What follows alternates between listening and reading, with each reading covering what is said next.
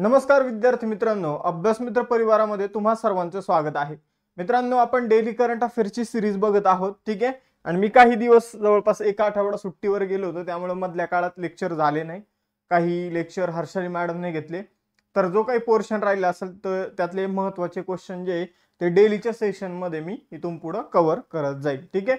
तर आजपासून आपले रेग्युलर सेशन परत सुरू होऊन जातील। 18 मार्चचं करंट अफेअर्स जे आहे ते आता आपण आजच्या लेक्चरमध्ये अभ्यासणार आहोत। लेक्चर सुरू करण्यापूर्वी राज्यसेवेसाठी बघा, पूर्व परीक्षेसाठी आपण विजयशीर बॅच सुरू केलेला आहे आणि पूर्व प्लस मुख्य परीक्षेसाठी फाउंडेशन बॅच सुरू केलेला आहे। फाउंडेशन बॅच मध्ये मित्रांनो तुम्हाला ती इन्स्टॉलमेंट मध्ये सुद्धा उपलब्ध होऊन जाईल, ठीक आहे। वन टाइम जर तुम्ही बॅच घेतली तर ती बॅच फक्त तुम्हाला 10,000 रुपयाची 5,000 रुपयांमध्येच मिळेल, आणि जर इन्स्टॉलमेंट मध्ये घेतली तर ती बॅच तुम्हाला 7,000 रुपयांमध्ये, म्हणजे 3.5 अशा दोन इन्स्टॉलमेंट मध्ये घेता येईल। सेम आपण जर बघितलं तर कंबाईनच्या बॅचेस सुद्धा आहे। कंबाईनची जी बॅच आहे फाउंडेशन बॅच, ती तुम्ही वन टाइम घेऊ शकता, डायरेक्ट 2,999 रुपयामध्ये इन्स्टॉलमेंट करून तुम्ही 2,500 रुपयामध्ये घेऊ शकता। त्याचबरोबर कंबाईन गट क पूर्व परीक्षेसाठी लक्ष बॅच आपण सुरू केलेली आहे। त्यानंतर गट ब मुख्य परीक्षेसाठी यशस्वी बॅच आपण सुरू केलेली आहे। आजपासून या सगळ्या बॅचेसवर माझे जे सेशन आहे ते कंटिन्यू होणार आहे, ठीक आहे। आपल्या या अभ्यास मित्राच्या नोट्स आहे जे तुम्ही ऍप्लिकेशनवरून परचेस करू शकता। त्याचबरोबर आपली टेस्ट सिरीज आहे ती तुम्ही जॉईन करू शकता। यासाठी तुम्हाला अभ्यास मित्राचं ऍप्लिकेशन डाउनलोड करायचे, टेलिग्राम चॅनल आणि इंस्टाच्या पेजला फॉलो करायचं आहे। सुरुवात करूया 18 मार्च रोजीचं करंट अफेअर्सला। पहिला क्वेश्चन आहे, देशातील पहिलं कायमस्वरूपी कायमस्वरूपी कलाग्राम कुठे बांधलं जाणार आहे? तर कायमस्वरूपी कलाग्राम याचा अर्थ काय आहे? तर कायम एक कलाग्राम जे आहे, कलाग्राम म्हणजे काय, तर असं गाव ज्या ठिकाणी कलेचं प्रदर्शन जे आहे, ठीक आहे, ते नेहमी केलं जाईल। किंवा जसं महाराष्ट्रामध्ये तुम्ही बघितलं असेल पुस्तकांचं गाव आहे, मधांचं गाव आहे, फुलपाखरांचं गाव आहे, तसे कलाग्राम जे आहे, ग्राम संस्कृत मध्ये गावाला ग्राम म्हटलं जातं, मग कलाग्राम जे आहे ते आता बनवलं जाणार आहे। आणि पहिलं कलाग्राम प्रयागराज उत्तर प्रदेश मध्ये बनवण्यात आलेलं आहे, ठीक आहे। तर लक्षात ठेवायचं, उत्तर प्रदेश मध्ये पहिलं प्रयागराज प्रयागराज मध्ये पहिलं कलाग्राम बनवण्याचा निर्णय घेण्यात आलेला आहे। अजून कंप्लीट नाही झालं, निर्णय घेण्यात आलेला आहे। आणि हा निर्णय कोणी घेतलेला आहे? तर सांस्कृतिक मंत्रालयाच्या माध्यमातून हा निर्णय जो आहे तर तो घेण्यात आलेला आहे। कोणतं मंत्रालय? सांस्कृतिक मंत्रालय, ठीक आहे।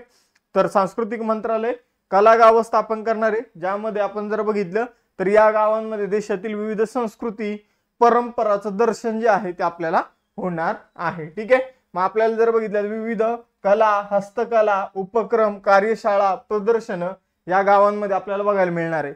यामुळे स्थानिक कलाकार झाले, कारागीर झाले, यांना एक व्यासपीठ मिळणार आहे आपल्या कलेचं प्रदर्शन करण्यासाठी।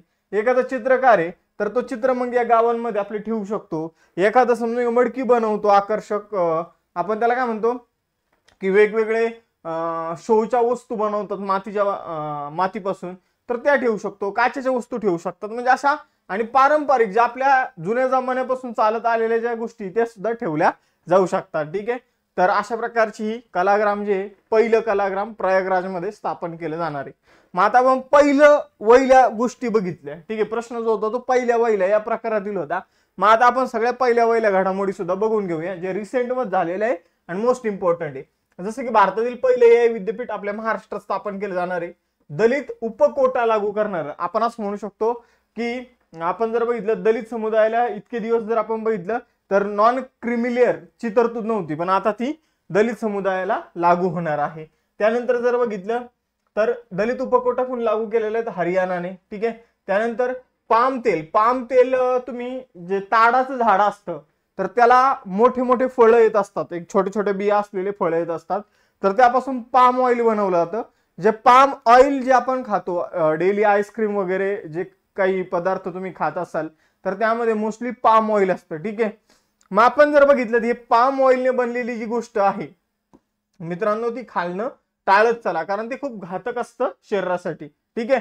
तर इथं भारतामध्ये बनत आहे, पण भारत इंडोनेशियाकडून पाम ऑइल खरेदी करून भारतामध्ये त्या गोष्टी बनवल्या जातात। खास करून ज्या आईस्क्रीम असतात, ठीक आहे, तर आईस्क्रीमच्या पॅकेटवर जर आईस्क्रीम लिहिलेलं असेल तरच ती दुधापासून बनवलेली असते। पाम ऑइल पासून जे काही बनवलेले असतात, ठीक आहे, त्यावर आईस्क्रीम असा शब्द लिहिलेला नसतं। जसं की तुम्ही XYZ समजा क्वालिटी क्वालिटी आईस्क्रीमची कंपनी माहित असेल तर क्वालिटी नाव लिहिलेलं राहील, पण आईस्क्रीम कुठेच नसेल, ठीक आहे, तिथं वेगळंच काहीतरी नाव खाली लिहिलेलं राहील. तर ते थोडं चेक करून घेत जा.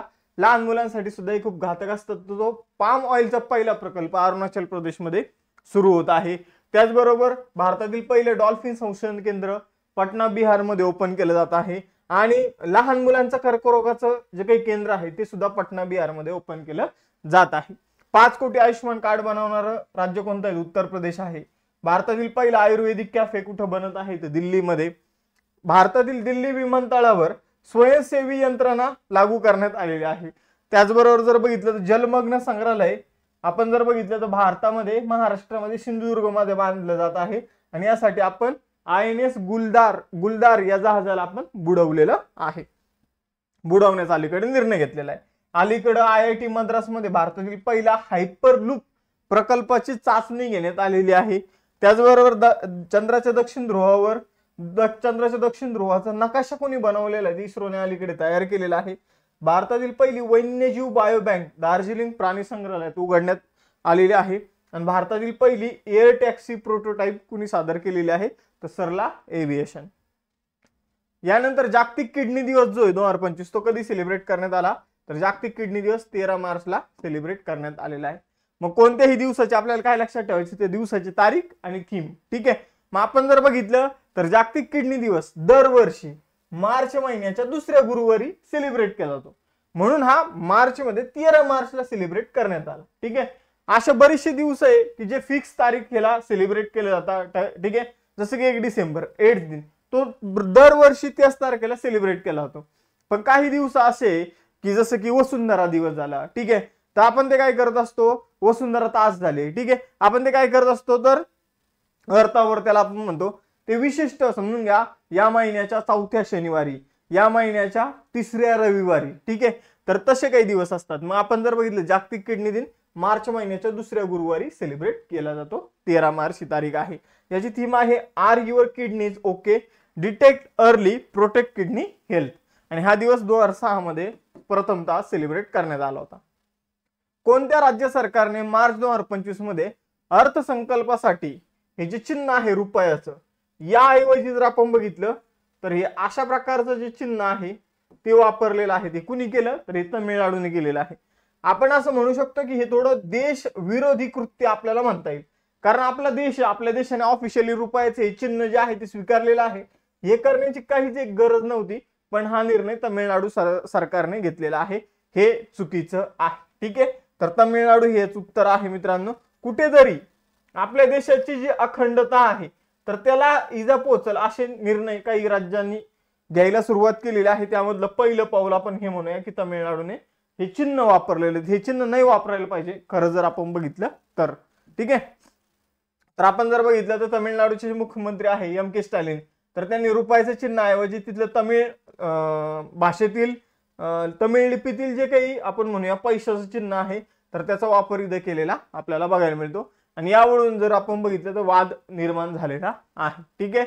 मग आपण जर बघितलं तमिळनाडूच्या DMK सरकारने आपण जर बघितलं तर ते रुपयाचा लोगो त्यांच्या भाषेमध्ये जो आहे तो प्रकाशित केलेला आपल्याला बघायला मिळतो, ठीक आहे. तमिळनाडूची राजधानी चेन्नई. मुथुवेल करुणानिधी स्टॅलिन हे मुख्यमंत्री आहे. RN रवी राज्यपाल आहे. 1 नोव्हेंबर 1956 ला तमिळनाडूची स्थापना झालेली आहे. तमिळनाडूचे शेजारी 3 राज्य आंध्र प्रदेश, केरळ, कर्नाटक.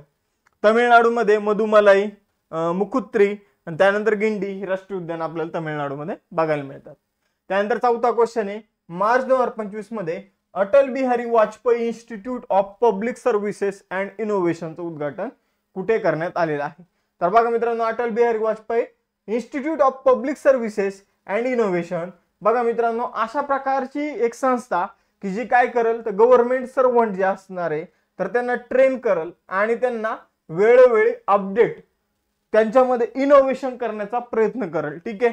तर अशी संस्था अलीकडे रेड्यूट मॉरिशस मध्ये स्थापन करण्यात आलेली आहे.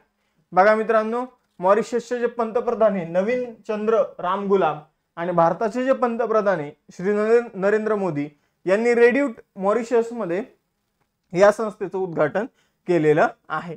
ही संस्था नागरी सेवकांना प्रशिक्षित करण्यासाठी त्याचबरोबर सार्वजनिक प्रशासनातील उत्कृष्टतेला प्रोत्साहन देण्यासाठी आणि मॉरिशसमध्ये जे काही आपण म्हणूया की सार्वजनिक क्षेत्रातील कर्मचारी आहे, तर त्यांच्याशी संबंधित काही गोष्टी ज्या असतात त्याला संशोधन देण्यासाठी, इनोव्हेशनसाठी स्थापन करण्यात आलेले आहे. मॉरिशस जो आहे मित्रांनो तो आफ्रिका खंडातील एक देश आहे. बघा आपण जर बघितलं तर आफ्रिका जर खंड बघितला तर अशा प्रकारे आफ्रिका खंड आहे.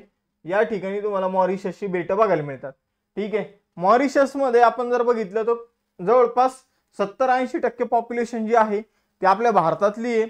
त्यातले मोस्टली बिहारचे लोक आपल्याला बघायला मिळतात. एकेकाळी काय झालं होतं तर ते मॉरिशस पूर्ण खाली बेट होती, इंग्रजांच्या ताब्यात होती.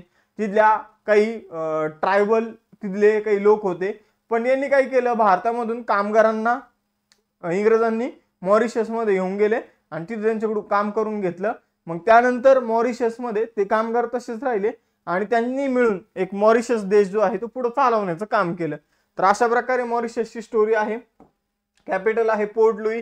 मॉरिशसचा रुपया तिथलं चलन आहे. त्यानंतर नवीन चंद्र रामगुलाम हे पंतप्रधान आहे. त्यानंतर राष्ट्रपती आहे धर्मेर गोखुल. ठीक आहे. नाव तुम्हाला थोडे आपल्या भारताशी रिलेटेडच बघायला मिळत असेल. संसदेचं नाव आहे राष्ट्रीय सभा. 12 मार्च मॉरिशस दिवस असतो आणि सर वीरसामी रिंगडू हे मॉरिशसचे पहिले राष्ट्रपती होते. त्याचबरोबर बघा मित्रांनो आतापर्यंत 1991 पासून जर आपण बघितलं तर भारतामध्ये सगळ्यात जास्त गुंतवणूक म्हणजे फॉरेन डायरेक्ट इन्व्हेस्टमेंट जी आहे ती कुठून आलेली आहे तर मॉरिशस मधूनच आलेली. जर तुम्हाला असं विचारलं की आतापर्यंत भारतामध्ये सगळ्यात जास्त गुंतवणूक कुठून आली तर मॉरिशस, आणि मग दरवर्षी 2024, 2023, 2022 या वर्षी मग बदलत असतं. मग कधी सिंगापूर टॉपला असेल तर कधी अमेरिका असेल तर कधी मॉरिशस असेल, पण आतापर्यंतच्या इन्व्हेस्टमेंटचा जर विचार केला ती मॉरिशसच्या माध्यमातून भारतामध्ये आलेली आहे. आंतरराष्ट्रीय योग दिवस जो आहे, ठीक आहे, आंतरराष्ट्रीय योग महोत्सव जो आहे 2025 तो कुठं आयोजित करण्यात आलेला आहे तर बघा मित्रांनो ऋषिकेश उत्तराखंड जे आहे या ठिकाणी आंतरराष्ट्रीय योग महोत्सव आयोजित करण्यात आलेला आहे. तर योगाशी संबंधित सर्वात मोठा महोत्सव जो आहे तो ऋषिकेश उत्तराखंड इथे आयोजित करण्यात आलेला आहे. जगातील सर्वात मोठा योग महोत्सव लक्षात ठेवायचे. योगाचा फायदा काय आहे तर त्याची जागरूकता वाढवण्यासाठी हा दिवस जो आहे तो सेलिब्रेट केला जातो. 50हून अधिक देशातील 900हून अधिक योग साधक जे आहे ते या उत्सवामध्ये सहभागी होण्यासाठी आलेले आहे. त्यानंतर संगणक क्षेत्रातील नोबेल पुरस्कार ज्याला म्हटला तर AM ट्युरिंग अवॉर्ड. ठीक आहे. तर कुणाला हा अवॉर्ड जो आहे तो तांत्रिक योगदानाबद्दल प्रदान करण्यात आलेला आहे. संगणक क्षेत्रातील आपण म्हणूया तांत्रिक योगदानाबद्दल AM ट्युरिंग अवॉर्ड 2024 जो आहे ज्याला संगणक क्षेत्रातील नोबेल पुरस्कार म्हटला तर हा अँड्र्यू बार्टो आणि रिचर्ड सटन या दोघांना देण्यात आलेला आहे. बघा मित्रांनो अत्यंत महत्वाचा असा पुरस्कार आहे AM ट्युरिंग अवॉर्ड. गुगल मार्फत जर आपण बघितलं तर या अवॉर्डसाठी जे पैसे आहेत ते दिले जातात. $1 दशलक्ष याचं बक्षीस आहे. ही रक्कम जी आहे आता अँड्र्यू बार्टो जे युनायटेड स्टेट्सचे अमेरिकेचे आहे आणि रिचर्ड सटन हे कॅनडाचे यांना दिली जाणार आहे. आता महत्वाचे पुरस्कार जाणून घेऊया. 2024 सालचा हिंदी भाषेचा साहित्य अकादमी पुरस्कार गगन गिल यांना मिळाला. रामन मॅग्सेसे पुरस्कार हायाओ मियाझाकी यांना मिळाला. बुकर पुरस्कार समांथा हार्वे यांना ऑर्बिटल कादंबरीसाठी मिळाला. मिस युनिव्हर्स 2024 ठरल्या व्हिक्टोरिया केअर थेल्विक ज्या डेन्मार्कच्या आहे. Dominica award of the honour Narendra मोदीजींना मिळाला. त्यानंतर राष्ट्रीय पुरस्कार राष्ट्रीय चित्रपट पुरस्कारामध्ये सर्वोत्कृष्ट चित्रपट अट्टम मल्याळम ठरला. सर्वोत्कृष्ट अभिनेता ऋषभ शेट्टी ठरला. तर सर्वोत्कृष्ट अभिनेत्री नित्या मेनन आणि मानसी पारेख या ठरल्या. नित्या मेनन थिरुचित्रंबलम चित्रपटासाठी तर मानसी पारेख कच्छ एक्सप्रेस साठी. इंटरनॅशनल बुकर पुरस्कार जो आहे तर तो कैरोस कादंबरीसाठी जेनी एर्पेनबेक यांना मिळाला आहे. त्यानंतर एबेल पुरस्कार ज्याला गणित क्षेत्रातील नोबेल पुरस्कार म्हटला तर तो मिशेल टालाग्रँड यांना मिळालेला आहे. फिजी देशाचा सर्वोच्च सन्मान companion of the order of Fiji Droupadi Murmu यांना मिळाला. 2024 नेल्सन मंडेला पुरस्कार निमहास म्हणजेच national institute of mental health and neurosciences या संस्थेला मिळालेला आहे. 7वा क्वेश्चन तुमच्या समोर. United nation commission on the status of women चे 69वे सत्र कुठे सुरू झालं. ठीक आहे. तर युनायटेड नेशनचं जे काही महिलांशी संबंधित संस्था आहे ज्याचं नाव आहे United nation commission on the status of woman या आयोग म्हणूया आपण याला. ठीक आहे. कमिशन आहे ते या आयोगाचे 69वे सत्र जे आहे ते न्यूयॉर्क USA मध्ये सुरू झालेले आहे. मग आता त्याचबरोबर तुम्हाला काय काय गोष्टी लक्षात ठेवायचे. 69वे सत्र आहे. ठीक आहे. न्यूयॉर्क मध्ये सुरू झालेले. भारताचं कोण उपस्थित आहे तर भारताच्या केंद्रीय महिला आणि बालविकास मंत्री अन्नपूर्णा देवी जे आहे यांच्या नेतृत्वाखाली भारताचं शिष्टमंडळ जे या अधिवेशनाला उपस्थित राहणार आहे. कोणत्या लढाऊ विमानाने मार्च 2025 मध्ये ओडिशाच्या किनारपट्टीवर एअर टू एअर अस्त्र मिसाईलची यशस्वी चाचणी केली? तर हवेतून हवेमध्ये मारा करणारं अस्त्र मिसाईल जे आहे मित्रांनो, तर त्याची चाचणी अलीकडे तेजस विमानामधून करण्यात आलेली आहे. कोणतं विमान? तेजस विमान. बघा मित्रांनो, हे मिसाईल जे आहे ते DRDO ने विकसित केलेलं आहे. ओडिसामध्ये जो चांदीपूर नावाची किनारपट्टी आहे त्या ठिकाणी याची यशस्वी चाचणी करण्यात आलेली आहे. जवळपास 100 किलोमीटरवर मारा करू शकणारं हे मिसाईल आहे. व्हिज्युअल रेंजच्या पलीकडे जाऊन, म्हणजे जी गोष्ट दिसत नाही, समजून घ्या की भारताचं तेजस विमान दुसऱ्या एखाद्या विमानाचा पाठलाग करते आणि ते विमान समजून एखाद्या डोंगराच्या आड गेलं किंवा दुसरीकडे गेलं की एकदा तेजस विमानाने एकदा समोरचं विमान लॉक केलं, मग ते समजून पुढं कुठेही जाऊ द्या, अस्त्र मिसाईल बरोबर जाऊन त्याला काय करू शकतं? हिट करू शकतं. म्हणजे व्हिज्युअल रेंजच्या पलीकडे, म्हणजे दिसण्याची जी क्षमता आहे तिच्या पलीकडे जाऊन ते काय करू शकतं? त्या विमानाला हिट करण्याची ताकद जी आहे ती आपल्याला यामध्ये बघायला मिळते अस्त्र मिसाईल मध्ये. मार्च 2025 मध्ये केंद्र सरकारने मिशन अमृत सरोवर मध्ये कोण सामील झालेले आहे? प्रश्न व्यवस्थित समजून घेऊया. मार्च 2025 मध्ये केंद्र सरकारच्या मिशन अमृत सरोवर मध्ये कोण सामील झालेला आहे? तर बघा मित्रांनो, मिशन अमृत सरोवर नावाची योजना भारताच्या स्वातंत्र्याला 75 वर्ष जेव्हा पूर्ण झाले होते तेव्हा सुरू करण्यात आली होती. भारताचा अमृत महोत्सव जो सेलिब्रेट करण्यात आला होता त्या अमृत सरोवर योजना सुरू करण्यात आली होती. या योजनेमध्ये प्रत्येक जिल्हा जो आहे मित्रांनो, या प्रत्येक जिल्ह्यामध्ये 75 आपल्याला सरोवराची निर्मिती करायची होती आणि असं एकूण देशामध्ये 50,000 सरोवर जे आहे ते निर्माण करायचे होते. अशा प्रकारे या अमृत सरोवर योजना जी आहे ती आपण सुरू केली होती. मग आपण जर बघितलं तर सुरुवातीला ती योजना सुरू झाली. आता यामध्ये जर बघितलं तर भारतीय रेल्वेने सुद्धा काय केलेलं आहे? या योजनेमध्ये सहभागी झालेली आहे. आता ही सरोवर निर्माण करायला भारतीय रेल्वे सुद्धा काय करणार आहे? मदत करणार आहे. ठीक आहे. तर भारतीय रेल्वे जी आहे ती केंद्र सरकारच्या मिशन अमृत सरोवर मध्ये सामील झाली. ही योजना 24 एप्रिल 2022 रोजी लॉन्च करण्यात आली होती. ज्यावेळी भारताच्या स्वातंत्र्याला, आता हे जे वर्ष 2022, यामध्ये भारताच्या स्वातंत्र्याला किती वर्ष पूर्ण झालेले आहे? तर 75 वर्ष पूर्ण झालेले आहे. याचा उद्देश पाण्याचं संवर्धन करणं हा आहे. ग्रामीण भागात जी पाणी टंचाई आहे ती दूर करायची, पाण्याची पातळी वाढवायची. प्रत्येक जिल्ह्यात 75 तलाव जे आहे ज्यांना अमृत सरोवर म्हटलं जाणार आहे तर ते निर्माण करायचे आणि देशभरामध्ये 50,000 जलाशयाची निर्मिती करायची, असा एकूण उद्देश आहे. ठीक आहे. आपल्या कशाची? आपल्या महाराष्ट्र सरकारची एक योजना आहे. फडणवीस सरकार जेव्हा पहिल्यांदा आलं होतं 2014 मध्ये, तर तेव्हा जलयुक्त शिवार नावाची एक सक्सेसफुल योजना त्यांनी सुरू केली होती. तिचीच एक कॉपी पेस्ट म्हणूया आपण. ठीक आहे. पण पूर्ण देशभरामध्ये एक योजना आहे, ती आहे अमृत सरोवर योजना. भारतीय रेल्वे विषयी जाणून घेऊया. भारतीय रेल्वेची सुरुवात 16 एप्रिल 1853 ला झाली. राष्ट्रीयकरण 1950 ला झालं. रेल्वे बोर्डची स्थापना 1905 मध्ये झाली. नवी दिल्लीमध्ये मुख्यालय आहे आणि सध्या रेल्वे बोर्डाचे अध्यक्ष सतीश कुमार. त्यानंतर रेल्वे मंत्री अश्विनी वैष्णव. त्यानंतर जर बघितलं भारतातील जो काही गव्हर्नर जनरल होता लॉर्ड डलहौसी, याच्या कार्यकाळात रेल्वे मार्ग जे आहे तर त्यांचं मोठ्या प्रमाणावर विस्तारीकरण झालं. त्याचबरोबर जर बघितलं पहिली रेल्वे 16 एप्रिल 1853 रोजी बोरीबंदर मुंबई ते ठाणे या दरम्यान धावली. चिनाब नदीवर रेल्वेचा सर्वात उंच पूल आहे. ठीक आहे, जो आयफेल टॉवर पेक्षा पण उंच आहे. आय थिंक 356 मीटर त्याची काय आहे? हाईट आहे. त्यानंतर भारतीय रेल्वेचा शुभंकर आहे भोलू नावाचा हाती. ठीक आहे. त्यानंतर पाण्याखालील पहिली मेट्रो कोलकातामध्ये सुरू झालेली आहे आणि भारतातील पहिली हायड्रोजन ट्रेन हरियाणामध्ये सुरू झालेली आहे. मार्च 2025 मध्ये जागतिक स्तरावर महिलांच्या सर्वात मोठ्या मेळाव्यापैकी एक अड्डकल पोंगला कुठे आयोजित करण्यात आलेला आहे? तो महिलांचा एक मेळावा आहे. या मेळाव्यामध्ये काय केलं जातं? प्रत्येक महिला घरातून येते. ठीक आहे. ती काय करते तर तांदूळ, गुळ, ठीक आहे, यांनी मिळून एक गोड भात जी आहे ती तयार करते आणि तो देवाला अर्पित करते. अशा प्रकारचा जो काही सण आहे महिलांचा तो तिरुवनंतपुरम केरळमध्ये सुरू झालेला आहे. ठीक आहे.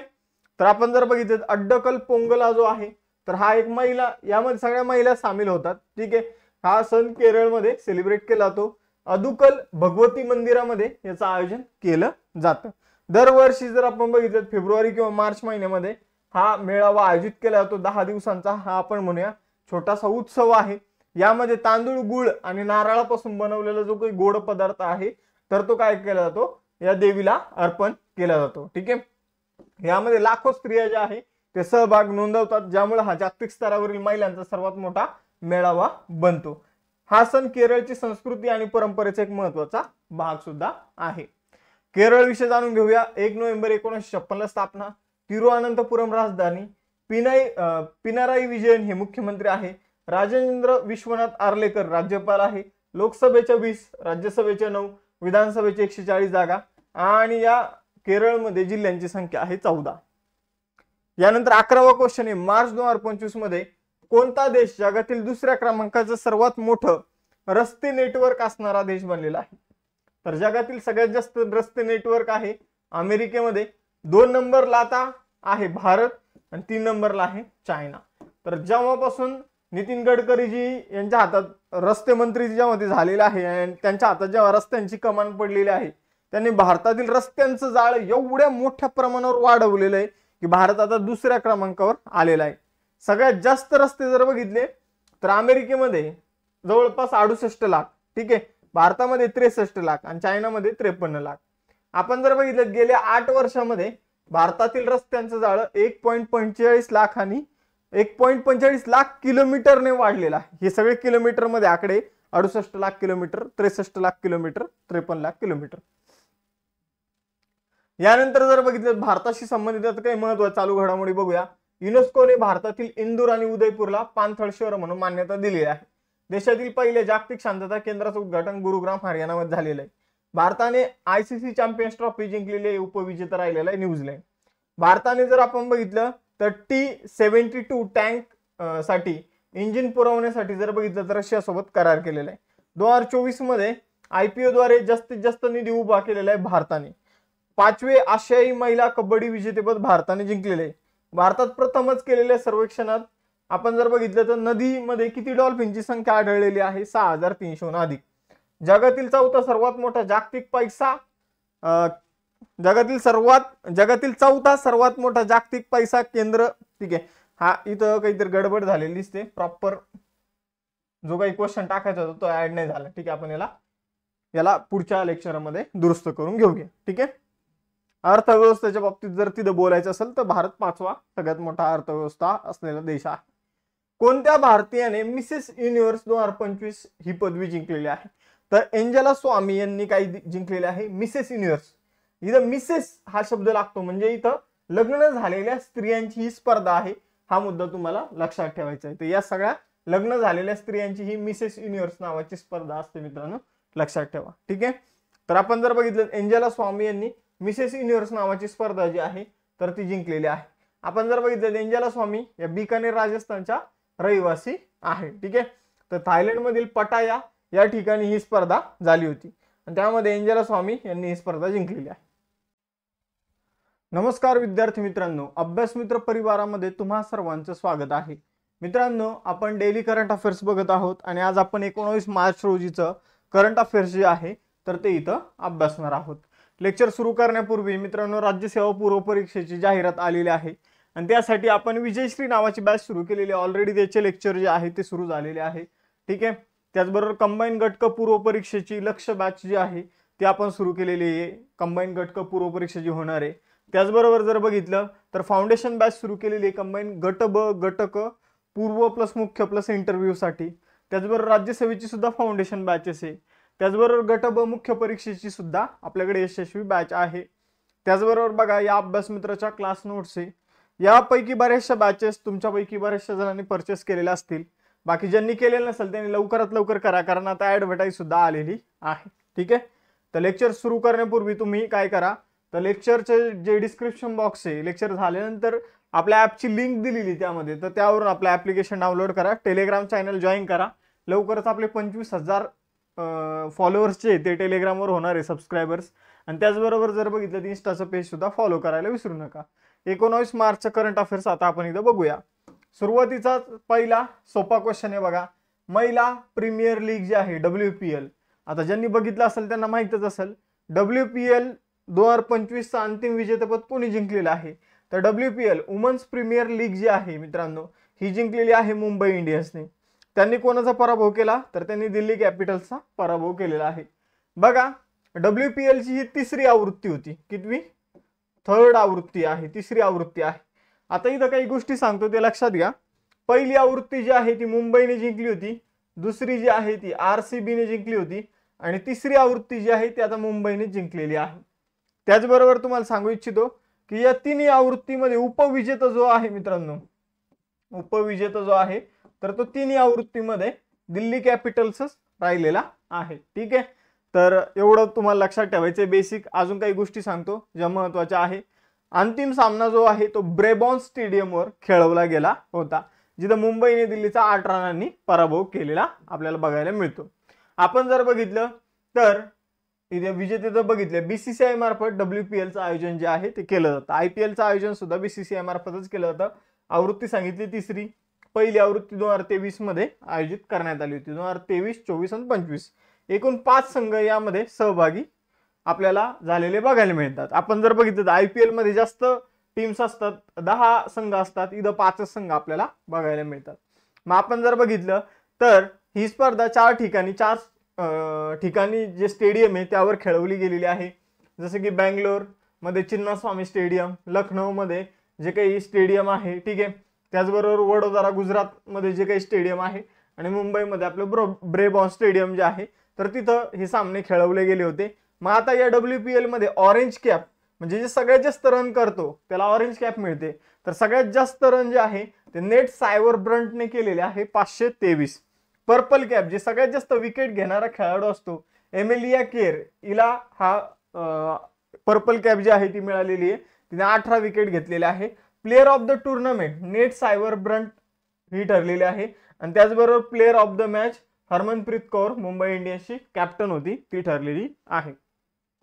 दुसरा क्वेश्चन, मार्च 2025 मध्ये ऑटोमोटिव्ह टायर्स मॅन्युफॅक्चरर्स असोसिएशन, भारतामध्ये जेवढे काही टायर्स वगैरे बनवले जातात तर त्यांची सर्वोच्च संस्था असं आपण म्हणू शकतो ऑटोमोटिव्ह टायर्स मॅन्युफॅक्चर असोसिएशन. ठीक आहे, तर याचे नवीन अध्यक्ष कोण बनलेले आहे?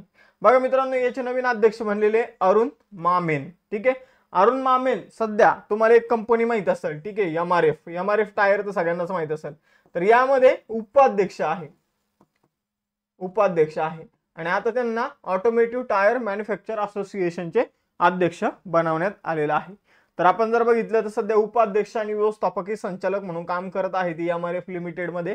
आणि आता आपण त्याला शॉर्टकट मध्ये आत्मा असं म्हणतो, ATMA automotive tyre manufacture association, त्याचे ते अध्यक्ष बनलेले आहे. आपण जर बघितलं तर ही एक राष्ट्रीय उद्योग संस्था आहे, म्हणजे सरकारची एक कंपनी आहे ऑटोमोटिव्ह टायर्स मॅन्युफॅक्चर असोसिएशन. आपण जर बघितलं 1975 मध्ये या संस्थेची स्थापना झालेली आहे. मुख्यालय नवी दिल्ली या ठिकाणी आपल्याला बघायला मिळतं. आता ज्या काही राष्ट्रीय स्तरावर महत्त्वाच्या नियुक्त झालेल्या आहे तर त्या आता आपण बघून घेऊया. सर्वोच्च न्यायालयामध्ये नवीन न्यायाधीश म्हणून जॉय माल्या बागची यांची नियुक्ती करण्यात आलेली आहे. इंडियन बँक्स असोसिएशनचे नवीन अध्यक्ष जे आहे, नवीन मुख्य कार्यकारी अधिकारी जे आहे ते अतुल कुमार गोयल हे बनलेले आहे. होंडा कार्स इंडियाचे नवीन अध्यक्ष ताकाशी नाकाजिमा हे ठरलेले आहे. Hindustan petroleum corporation limited HPCL चे नवीन अध्यक्ष आणि व्यवस्थापकीय संचालक विकास कौशल हे ठरलेले आहे. पहिल्या महिला कायदा सचिव ज्या आहे त्या अंजू राठी राणा हे ठरलेल्या आहे. त्यानंतर राष्ट्रीय खनिज विकास महामंडळ जे आहे तर याचे नवीन अध्यक्ष आणि व्यवस्थापकीय संचालक अमिताभ मुखर्जी हे ठरलेले आहे. बार काउन्सिल ऑफ इंडिया याचे नवीन अध्यक्ष जर आपण बघितले तर मनन कुमार मिश्रा यांची पुनर्नियुक्ती करण्यात आलेली आहे. अजित रत्नाकर जोशी आपण जर बघितलं तर हे ईडीचे कार्यकारी संचालक बनलेले आहे. त्याचबरोबर तुहिन कांत पांडे जर बघितलं यांची नियुक्ती सिक्युरिटी म्हणजे सेबी जी शेअर मार्केटला कंट्रोल करते तिलाच आपण सेबीचा फुल फॉर्म आहे securities and exchange board of India. Madhuri Puri Buch याचे त्या अध्यक्ष होत्या. त्यांच्या जागी तुहिन कांत पांडे जे भारताचे वित्त सचिव आहे तर त्यांच्या 11व्या अध्यक्ष म्हणून नियुक्ती करण्यात आलेली आहे. रतन टाटा एंडोमेंट फाउंडेशन जे आहे तर त्याचे नवीन अध्यक्ष एन चंद्रशेखरन बनलेले आहे. पंतप्रधान नरेंद्र मोदींचे दुसरे प्रधान सचिव बनलेले आहे शक्तिकांत दास, पहिले आहे PK मिश्रा. आणि ज्ञानेश कुमार जर बघितलं तर भारताचे नवीन मुख्य निवडणूक आयुक्त म्हणून त्यांची नियुक्ती करण्यात आलेली आहे. त्यानंतर जागतिक ग्राहक दिन 2025 कधी सेलिब्रेट करण्यात आला तर 15 मार्चला जागतिक ग्राहक दिन सेलिब्रेट करण्यात आला. आपण जर बघितलं 1983 पासून हा दिवस जागतिक ग्राहक दिन सेलिब्रेट करण्यात येतो. याची थीम आहे just transition to sustainable lifestyle अशी या जागतिक ग्राहक दिनाची थीम आहे. तर 15 मार्च जागतिक ग्राहक दिन लक्षात ठेवा. त्यानंतर मार्च 2025 मध्ये टाटा कम्युनिकेशनचे नवीन अध्यक्ष म्हणून कुणाची नियुक्ती करण्यात आली? तर टाटा कम्युनिकेशन, टाटाच्या बऱ्याचशा कंपन्या, टाटा स्टील झालं, त्यानंतर आपण जर बघितलं तर TCS झालं, ठीक आहे. त्यानंतर जर बघितलं तर टाटा मोटर्स झालं, खूप साऱ्या कंपन्या आहे, अगदी टाटा नमक झालं, ठीक आहे. तर यातली जी कंपनी टाटा कम्युनिकेशन्स, तर याचे नवीन अध्यक्ष बनलेले एन गणपती सुब्रमण्यम, ठीक आहे. तर यांना शॉर्टकटमध्ये NGS म्हणून ओळखलं जाते, एन गणपती सुब्रमण्यम. तर आपण जर बघितलं तरी टाटा कम्युनिकेशनचे नवीन अध्यक्ष बनलेले आहे. आता बघा, आपण जर बघितलं तर टाटा ग्रुपचे सध्याचे अध्यक्ष कोण आहे? नोएल टाटा. टाटा ट्रस्टचे सध्याचे अध्यक्ष कोण आहे? नोएल टाटा. रतन टाटा एंडोनमेंट फाउंडेशनचे नवीन अध्यक्ष कोण बनलेले आहे? एन चंद्रशेखरन. आणि आता जर आपण बघितलं मित्रांनो तर टाटा कम्युनिकेशनचे अध्यक्ष कोण बनलेले? एन गणपती सुब्रमण्यम, ठीक आहे. तर या गोष्टी लक्षात ठेवा. टाटा कम्युनिकेशनची स्थापना 1980 मध्ये झाली, मुंबई महाराष्ट्रामध्ये मुख्यालय आहे. यानंतर 5वा क्वेश्चन, 15व्या हॉकी इंडिया सिनियर महिला राष्ट्रीय चॅम्पियनशिप 2025 चे विजेतेपद कोण जिंकले? तर महिलांची राष्ट्रीय चॅम्पियनशिप कशाची? तर हॉकीची, सिनियर हॉकीची, ठीक आहे. तर याचं विजेतेपद जे आहे मित्रांनो ते जर आपण बघितलं तर झारखंडच्या महिलांनी ही स्पर्धा जी आहे ती जिंकलेली आहे.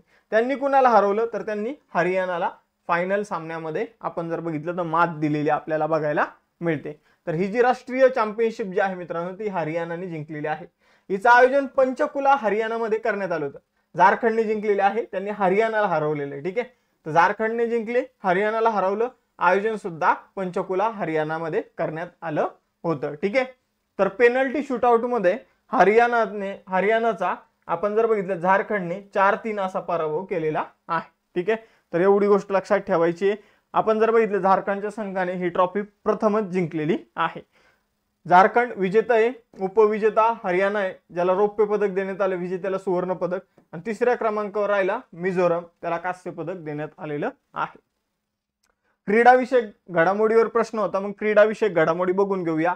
बघा, फेब्रुवारी 2025 साठी ICC पुरुष खेळाडूचा आणि महिला खेळाडूचा जो काही ICC मार्फत, इंटरनॅशनल क्रिकेट काउन्सिल मार्फत दिला जाणारा पुरस्कार जो आहे तो कोणाला मिळाला? तर पुरुषांमध्ये शुभमन गिलला, आणि आपण जर बघितलं तर महिलांमध्ये अलाना किंगला, जे ऑस्ट्रेलियाचे आहे. त्यानंतर ICC चॅम्पियन्स ट्रॉफी कोण जिंकली? भारताने जिंकली, भारताने न्यूझीलंडला हरवलं. 6वे आशियाई महिला कबड्डी विजेतेपद कोण जिंकलं? भारताने जिंकलं, उपविजेता इराण आपल्याला बघायला मिळाला. World junior chess championship Pranav व्यंकटेशने जिंकलेली आहे. त्यानंतर मेजर ध्यानचंद खेलरत्न पुरस्कार 4 जणांना मिळाला. मनू भाकर, ठीक आहे, ऑलिम्पिक मध्ये 2 कांस्य पदक मिळवले होते. डी गुकेश ज्याने चेसची चॅम्पियनशिप जिंकलेली आहे. हरमनप्रीत सिंग तुम्हाला माहितच असेल, हॉकीचे खेळाडू आहे. आणि प्रवीण कुमार. तर आपण जर बघितलं यांनी काय केलेलं आहे, यांना चौघांना मेजर ध्यानचंद खेलरत्न पुरस्काराने सन्मानित करण्यात आलेले आहे. चिली ओपन 2025 ही जी काही टेनिसची स्पर्धा आहे हिचं दुहेरी विजेतेपद कोणी जिंकलं? आपल्याला दुहेरी विजेतेपद का लक्षात ठेवायचं? कारण यामध्ये एक विजेता भारतीय आहे. तर ऋत्विक चौधरी, बोलीपल्ली आणि निकोलस बॅरियन यांनी चिली ओपन स्पर्धेचं दुहेरीचं विजेतेपद जिंकलेलं आहे. तसंच बेंगळुरू ओपन टेनिस स्पर्धेमध्ये दुहेरीचं विजेतेपद कोणी जिंकलं? तर ते जिंकलं अनिरुद्ध चंद्रशेखरन आणि रे हो या दोघांनी. रणजी ट्रॉफी कोण जिंकली? तर विदर्भाने रणजी ट्रॉफी जिंकली. त्यानंतर तिसरं साबा स्पर्धा जी आहे, साबा म्हणजे काय? तर साऊथ एशियन बास्केटबॉल असोसिएशनची जी काही महिलांची चॅम्पियनशिप आहे त्याला शॉर्टकटमध्ये साबा म्हटलं जातं. मग ही स्पर्धा भारताने जिंकलेली आहे. RBI द्वारे 5वा डिजिटल पेमेंट जागरूकता सप्ताह जो आहे तर तो कधीपासून कधीपर्यंत आयोजित करण्यात आलेला आहे? तर डिजिटल पेमेंट बाबत जागरूकता निर्माण करण्यासाठी RBI ने आपला 5वा सप्ताह जो आहे त्याचं आयोजन 10 मार्च ते 16 मार्च दरम्यान केलेलं आहे. किती? 10 मार्च ते 16 मार्च. लक्षात ठेवा, येऊ शकतं. याची थीम होती यावर्षीची इंडिया पेज डिजिटली. तर अशी थीम होती. 2021 मध्ये पहिल्यांदाच आपण जर बघितलं तर डिजिटल पेमेंट जागरूकता सप्ताह सेलिब्रेट करण्यात आला होता आणि ही याची 6वी आवृत्ती आहे जी 10 ते 16 मार्च मध्ये आयोजित करण्यात आलेली आहे. RBI विषयी जाणून घेऊया. बघा मित्रांनो, भारतामध्ये बँकिंग सिस्टम कंट्रोल करणारी जी संस्था आहे ती आहे RBI. भारतातील मौद्रिक धोरण सांभाळणारी जी संस्था आहे ती आहे RBI. मुख्यालय आहे मुंबई महाराष्ट्रामध्ये. 1 एप्रिल 1935 ला 1934च्या कायद्यानुसार स्थापन झालेली आरबीआय. आरबीआयचं राष्ट्रीयकरण 1 जानेवारी 1949 मध्ये झालेलं आहे. बघा मित्रांनो, आता तुम्ही मला हे सांगा की 1935 मध्ये आरबीआयचं भाग भांडवल जे आहे तर ते होतं 5 लाख. ठीक आहे. मग जेव्हा आपण राष्ट्रीयकरण केलं तेव्हा आपण आरबीआयला किती रुपयात विकत घेतलं हे तुम्ही मला सांगा, ज्यांना माहित असेल. आरबीआयचे गव्हर्नर आहे संजय मल्होत्रा. आरबीआय मध्ये 4 आपण जर बघितलं डेप्युटी गव्हर्नर सुद्धा आहे. यामध्ये M Rajeshwar Rao, Swaminathan J, T Ravishankar, M D Patra यांचा सहभाग आपल्याला बघायला मिळतो.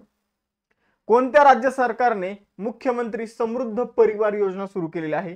तर मुख्यमंत्री समृद्ध परिवार योजना मध्य प्रदेश सरकारने सुरू केलेली आहे. तर ह्या योजनेमध्ये अशी स्पेसिफिक कशावर फोकस नाही करते, खूप साऱ्या गोष्टी या योजनेमध्ये आपण जर बघितलं ते इन्क्लूड आहे. थोडक्यात या योजनेचा जो काही उद्देश आहे तो गरीब कुटुंबाचं जीवनमान उंचावणं हा आहे. ठीक आहे. तर मुख्यमंत्री समृद्ध परिवार योजनेचा उद्देश काय आहे? ग्रामीण भागातील गरीब कुटुंबातील लोकांचं जीवनमान उंचावणं. ही जी काही योजना आहे तर ती 2025-26 मध्य प्रदेशचा जो अर्थसंकल्प आहे त्यामध्ये जाहीर करण्यात आलेली आहे. आपण जर बघितलं तर या योजनेमध्ये सामाजिक सुरक्षा देणं, गृहनिर्माण, लोकांसाठी घर निर्माण करणं, अन्न सुरक्षा देणं, कल्याणकारी योजना ज्या असतील तर त्यांचा समावेश सुद्धा या योजनेमध्ये केला जाणार आहे आणि 125 कोटी रुपयांची तरतूद या योजनेसाठी करण्यात आलेली आहे. मध्य प्रदेशची स्थापना जी आहे ती 1 नोव्हेंबर 1956 रोजी करण्यात आली होती. भोपाळ राजधानी आहे. मोहन यादव मुख्यमंत्री आहे. मंगूभाई पटेल राज्यपाल आहे. 55 जिल्हे आहे मध्य प्रदेशमध्ये. आणि आपण जर बघितलं तर रविशंकर शुक्ला मध्य प्रदेशचे पहिले मुख्यमंत्री राहिलेले आहे. आशियातील डॅश देशाचे असं असलं पाहिजे तर आशियातील डॅश देशाचे माजी राष्ट्राध्यक्ष रोड्रिगो ड्युट्रे यांना आंतरराष्ट्रीय फौजदारी न्यायालय जे आहे, ठीक आहे, इंटरनॅशनल क्रिमिनल कोर्ट जे तर त्याच्या वॉरंटवर अटक करण्यात आलेली ते कोणत्या देशाचे? तर आशियातील आपण जर बघितलं तर फिलिपिन्सचे माजी राष्ट्राध्यक्ष जे आहे रोड्रिगो ड्युट्रे तर यांना इंटरनॅशनल क्रिमिनल कोर्टने जे काही वॉरंट जाहीर केलेलं आहे त्यानुसार अटक करण्यात आलेली आहे. तर विषय काय होता तो मी तुम्हाला सांगतो. हे जेव्हा राष्ट्राध्यक्ष होते तर यांच्या कार्यकाळात जे काही मानवी हक्क असतात, मानवाधिकार असतात तर त्यांचं मोठ्या प्रमाणावर उल्लंघन झालं होतं. ठीक आहे. आणि मग त्यामुळे जर आपण बघितलं तर त्यांना आता त्यांच्यावरील गुन्हे सिद्ध झाल्यानंतर त्यांच्या अटकेचे आदेश जे आहे ते देण्यात आलेले आहे. आपण जर बघितलं 2016 ते 2022 या कालावधीमध्ये ते फिलिपिन्सचे राष्ट्राध्यक्ष होते. कोण? तर ड्युट्रे. ठीक आहे. नाव लक्षात ठेवायचं, रोड्रिगो ड्युट्रे. मग आपण जर बघितलं त्यांच्या अटकेचं वॉरंट जाहीर झालेलं आहे. आपण जर बघितलं त्यांच्या कार्यकाळात अंमली पदार्थ जे ड्रग्स वगैरे आहे तर त्याचा पण खूप मोठ्या प्रमाणावर देशामध्ये ड्रग्स वितरित करण्यात आलं होतं. आपण जर बघितलं तर इंटरनॅशनल क्रिमिनल कोर्ट जे आहे त्याची स्थापना 1 जुलै 2002 मध्ये झालेली आहे. हेग नेदरलँडमध्ये त्याचं मुख्यालय आहे. तर जे काही आंतरराष्ट्रीय कोर्ट आहे मित्रांनो ते मोस्टली हेगमध्येच आपल्याला बघायला मिळतात. फिलिपिन्सची राजधानी मनिला. फिलिपिन्स पेसो चलन आहे. आशिया खंडातच येतं फिलिपिन्स, आपला आसियानचा पार्ट आहे. त्यानंतर बोंग मार्कोस हे तिथले सध्याचे अध्यक्ष आहे. शेजारी आहे Taiwan, Vietnam, Malaysia, Indonesia.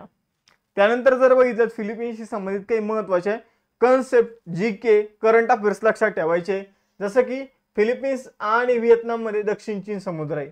Ramon Magsaysay पुरस्कार जे आहे तर तो फिलिपिन्स देशाकडून दिला जातो. रॅमन मॅग्सेसे हे फिलिपिन्सचे राष्ट्राध्यक्ष होते. चक्रीवादळाला वेगवेगळ्या ठिकाणी वेगवेगळ्या नावाने ओळखलं जातं. फिलिपिन्स मध्ये त्याला टायफून म्हटलं जातं. त्यानंतर आंतरराष्ट्रीय भात संशोधन संस्था फिलिपिन्स मध्ये आहे.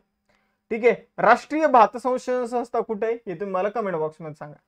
उष्णकटिबंधीय चक्रीवादळ बागुइगो ठीक आहे, उष्णकटिबंधीय चक्रीवादळ शी संबंधित संस्था जी आहे बागुइगो, ठीक आहे, ही फिलिपिन्स मध्ये आहे. एवढं लक्षात ठेवायचं.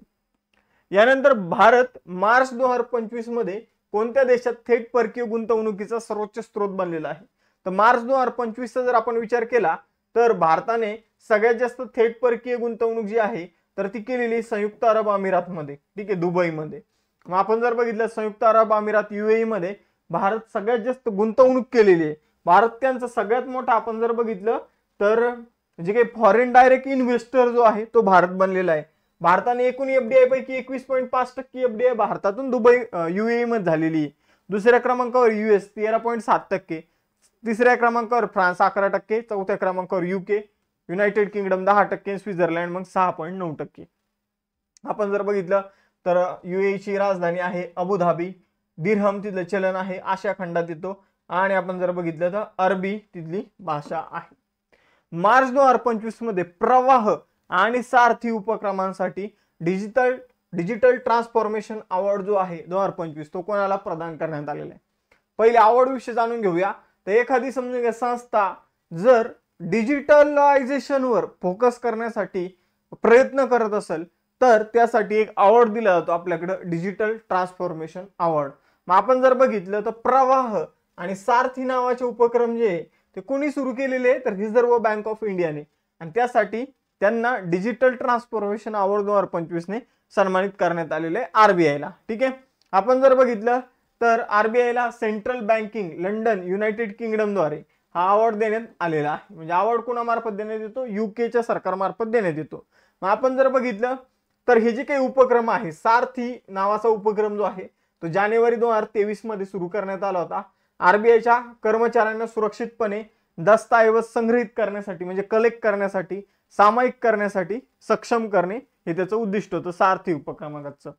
आणि प्रवाह नावाचा उपक्रम जो आहे तर तो कोणत्याही व्यक्तीसाठी आणि संस्थेसाठी अधिकृतता, परवाना, नियामक मंजुरी मिळवण्याची प्रक्रिया सुलभ करणे.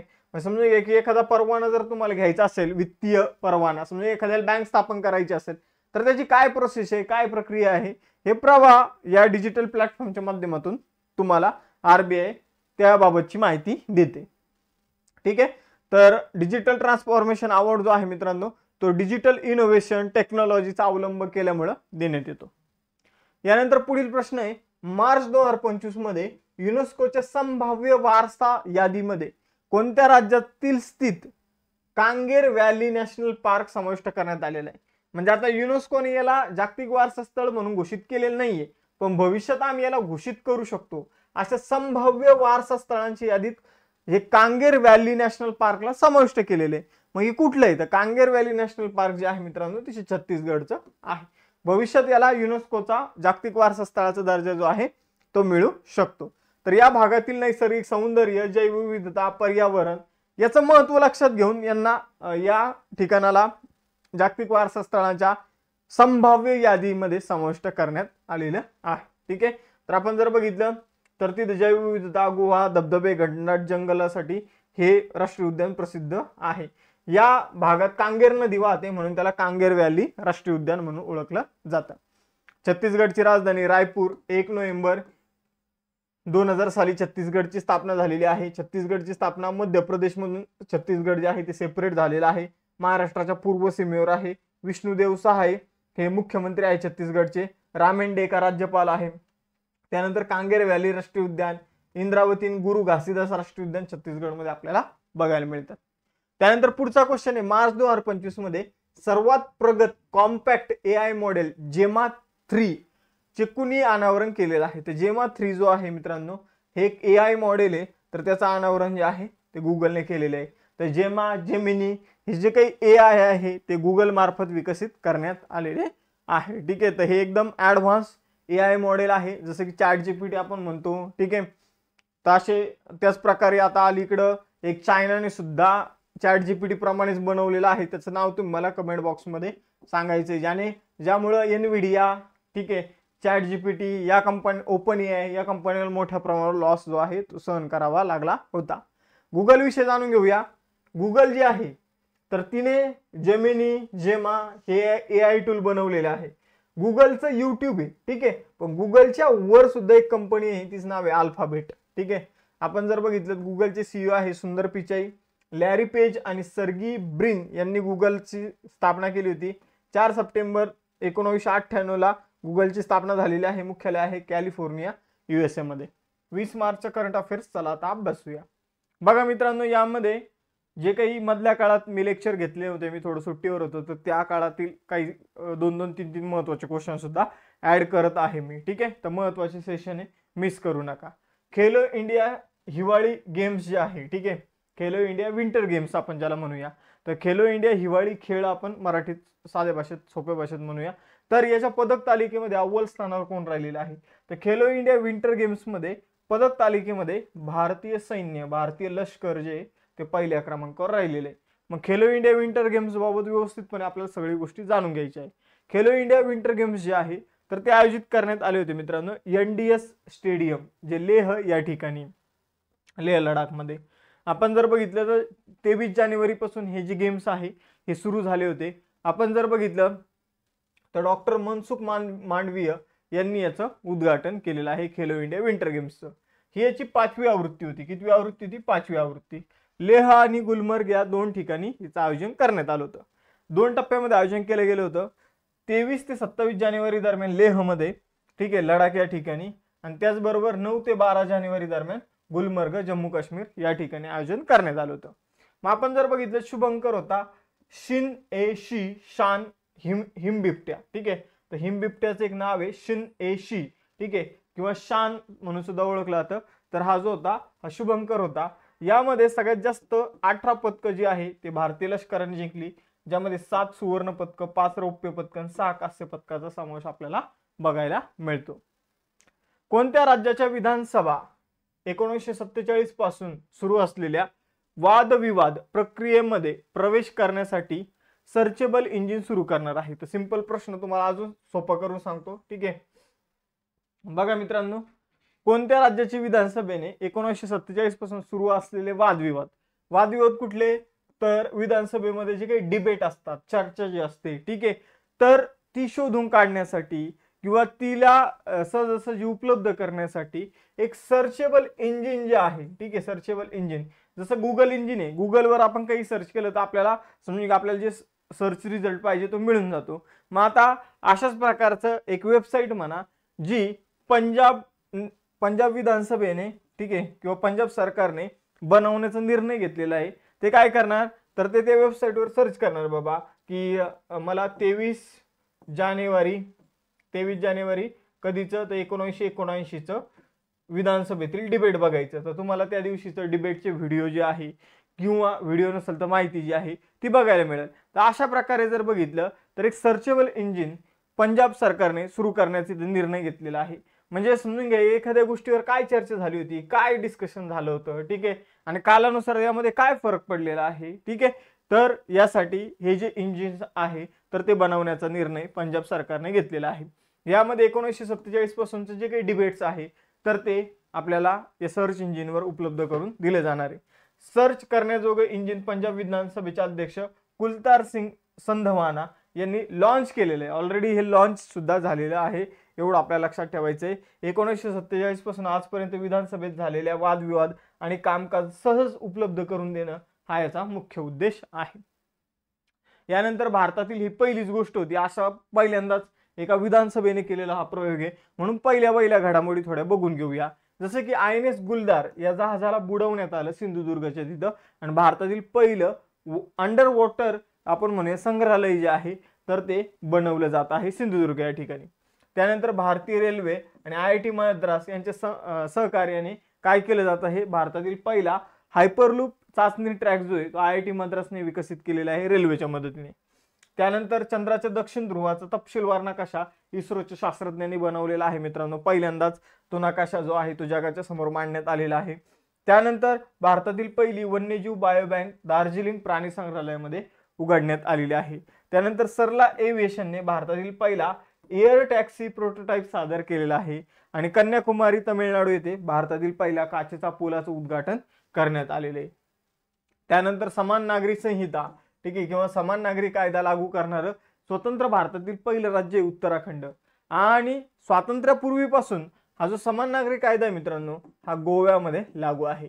मग तुमचा आजचा होमवर्क क्वेश्चन हा आहे की समान नागरी कायद्याचं कलम काय आहे भारतीय राज्यघटनेमध्ये हे तुम्हाला कमेंट बॉक्समध्ये सांगायचं आहे. सिक्कीमच्या सोरेंग जिल्ह्यात भारतातील पहिला सेंद्रिय मत्स्यपालन क्लस्टर सुरू करण्यात आलेला आहे. गुजरातमध्ये एक गाव आहे मसाळी गाव, हे भारत आणि पाकिस्तानच्या सीमेवर आहे. मग हे सीमावर्ती भागात असणारं पहिलं सौर गाव ठरलेलं आहे. त्यानंतर पाटणा बिहार येथे बालकांसाठीचं पहिलं कर्करोगाचं स्पेशल हॉस्पिटल बनवण्यात आलेलं आहे. त्यानंतर गेल इंडिया लिमिटेडने पहिला ग्रीन हायड्रोजन प्लांट जो आहे तो विजयपूर मध्य प्रदेशमध्ये सुरू केलेला आहे. ठीक आहे, तर आपण इथं भारतातील पहिल्या घडामोडी सुद्धा बघितल्या. भारतीय लेखन जागतिक स्तरावर मांडण्यासाठी प्रधानमंत्री युवा लेखन मार्गदर्शन योजना जी ती कोणी सुरू केली? तर प्रधानमंत्री युवा लेखक मार्गदर्शन योजना जी आहे, जिला PM युवा 3.0 असंही म्हटलं जातं, तर ही योजना सुरू केलेली आहे मित्रांनो शिक्षण मंत्रालयाने.